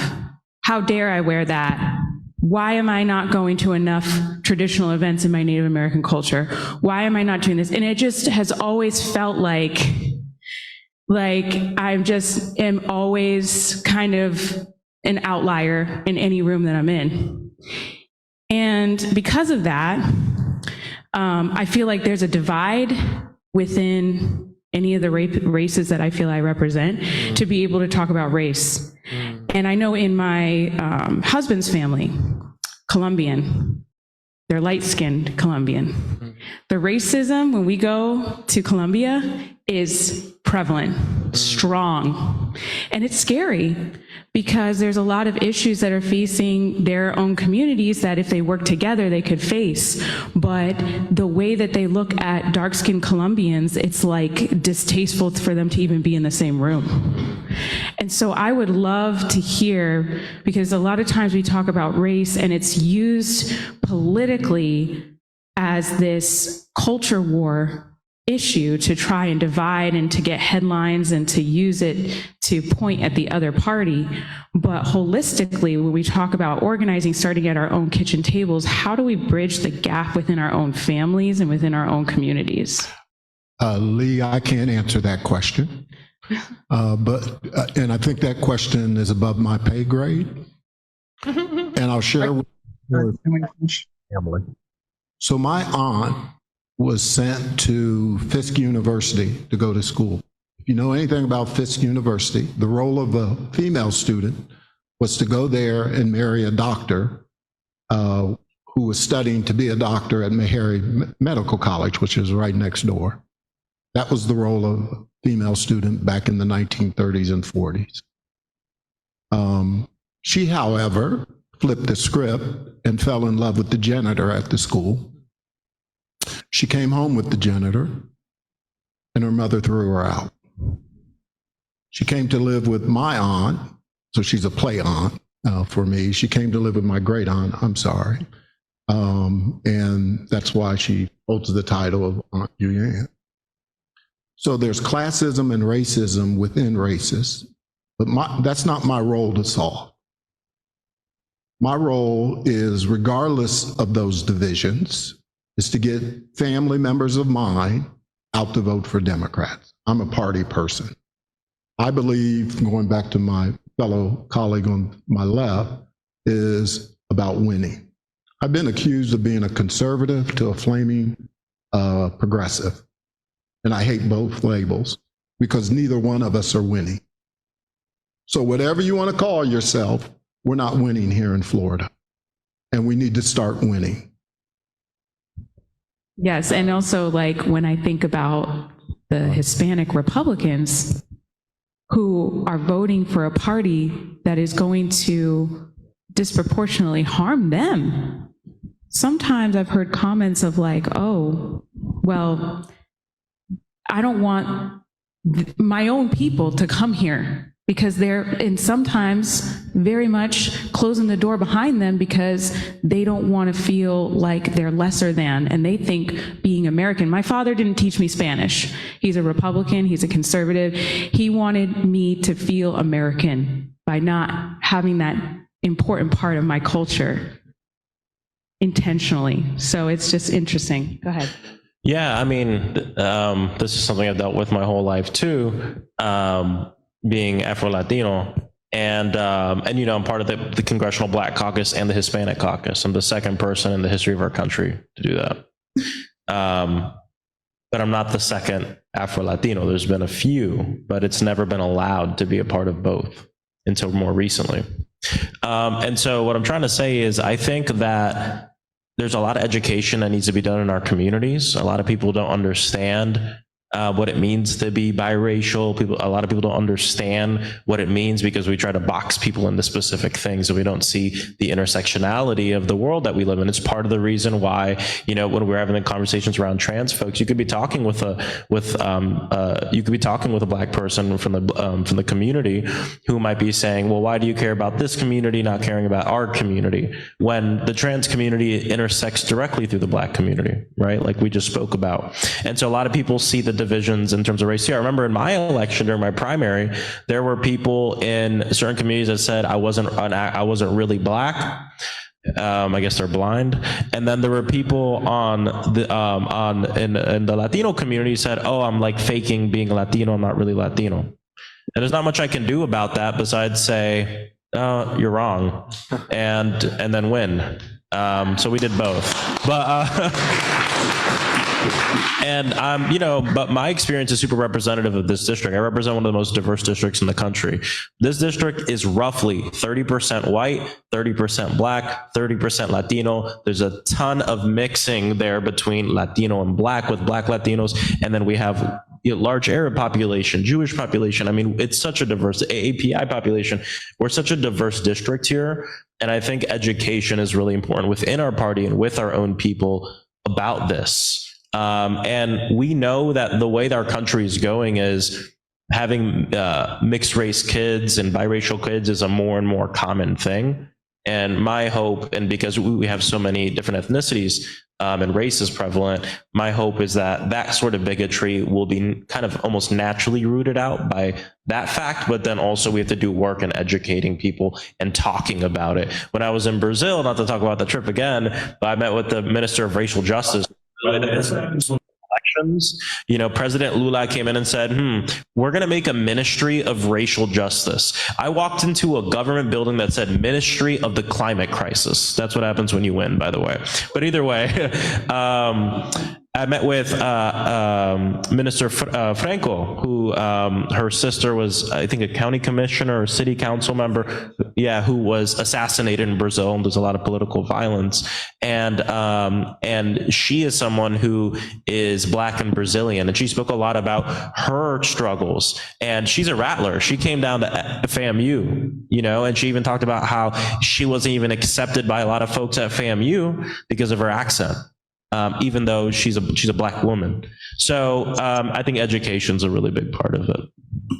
Gertie, I want to make time for you to speak, and Taj as well. Let's just try to keep it to around a minute, maybe a minute and a half, because I want to make room for, I think there's a few more questions in the audience. Definitely. So yeah, because with what Lee said, we have to address that. It is something that's really important, the fact that you felt in certain spaces you were not welcome. And that is something that was said. Think about like different throughout history, how people are being pitted against each other, right? Like brown people and black people, or even within like the Tutsis and the Hutus with Rwanda, and throughout history as they were colonizing different countries, the only way to gain that power is to put the lighter skinned version, which basically became lighter skinned through like probably rape and slavery, to put that lighter skinned bourgeois people in power over the darker skinned people. That happens also in Haiti, which is why, they were killing the bourgeois at the time. So it's in our history about what is considered good hair, and spaces where if you're light enough, and it's the black community, they may not think that you are within, like you feel the pain because they think that you can get on by, right? So I think for you, Lee, is like to you would have to address that, which is what you're addressing right now. And that's what we are addressing right now, because it is a classist system. And it's also a system where by doing that and dividing us, the 1% still stays in power, because you can't divide a house unless it's broken first. So breaking the spirits of Black and brown people, making them think that one is better than the other, putting one above the other. And then we carry that through that generational trauma as we get older. And then now we're doing it to each other. So that is one of the reasons why it continues. So it's good that we are talking about this to break that divide, whether you're a light-skinned Black person or a darker-skinned Black person. And we are still Black at the end of the day. If they say everybody goes back, they're going to say, you remember that 1% rule, right? So we're all Black or brown. So in their way. So thank you. Oh. No, I'm done. Okay. All right, cool. All right. So if everybody closed their eyes right now and heard my voice, then opened their eyes and saw me, the voice and the visage would be completely different. And that's gotten me into like a lot of situations and a lot of barriers where other people will hear my oddly jarring voice and be like, oh, this person's not an ally. This person's not a trusted communicator or like a trusted messenger. And you just have to break through that with the things you say and building rapport. It is an uphill battle. It's unfortunate that people prejudge you like that. But it is definitely doable. When you make messaging that aligns with what people want to hear, need to hear, and also kind of find value in, then they'll eventually come along to hear what you say. It just takes a while. I totally understand that pain point for sure. Awesome. So we are officially 30 minutes over when this panel was supposed to end. I'm Latino, so this is color people time. Yeah, it's pretty standard operating business. But some of us have places to be. So I just want to give one last round of applause to our panelists. Thank you so much. And then I do have one quick thing. Control, if you can put up the last PowerPoint. There's a few calls to action that I want to show folks. Because like I said, it's all about next step, and it doesn't just end here. I'll wait for that to open. Another thing I wanted to say is we will be sending you guys surveys with feedback opportunities. So please, just like House District 35, what we did right, what we did wrong, please let us know. So we have... there it is. Awesome. Okay, so first we have a personal branding workshop. So a lot of you folks are in the organizing space already. We can always improvise our personal brands. My LinkedIn is, I'd say, pretty good, but it can definitely be better. For the folks that are here for the first time, I would encourage you to come to this. Just even if you don't want to get involved in politics, having your resume polished by someone who has that professional experience can really do a lot for you. Getting a free headshot, also super impressed or super good. And this is something you can share with your friends. You can go to the next slide, or that's the clicker actually. Thank you. And then we'll have also a digital organizing training this month. And this is going to be all about how we can actually use things like social media to promote our messaging in ways that are effective. In particular, I feel like we can get very repetitive and circular around the kinds of ways we promote things on social media. And we really need to start thinking outside of the box, especially now with the advent of generative AI. So if you just scan this QR code, if you're interested, I'm going to put it up there for like maybe 15 seconds because we're moving quickly. And okay, like 7 or 8 more seconds. Bookmark it, save it, screenshot it, do what you need to do. If not, we'll also make sure to send this out to you guys. Cool.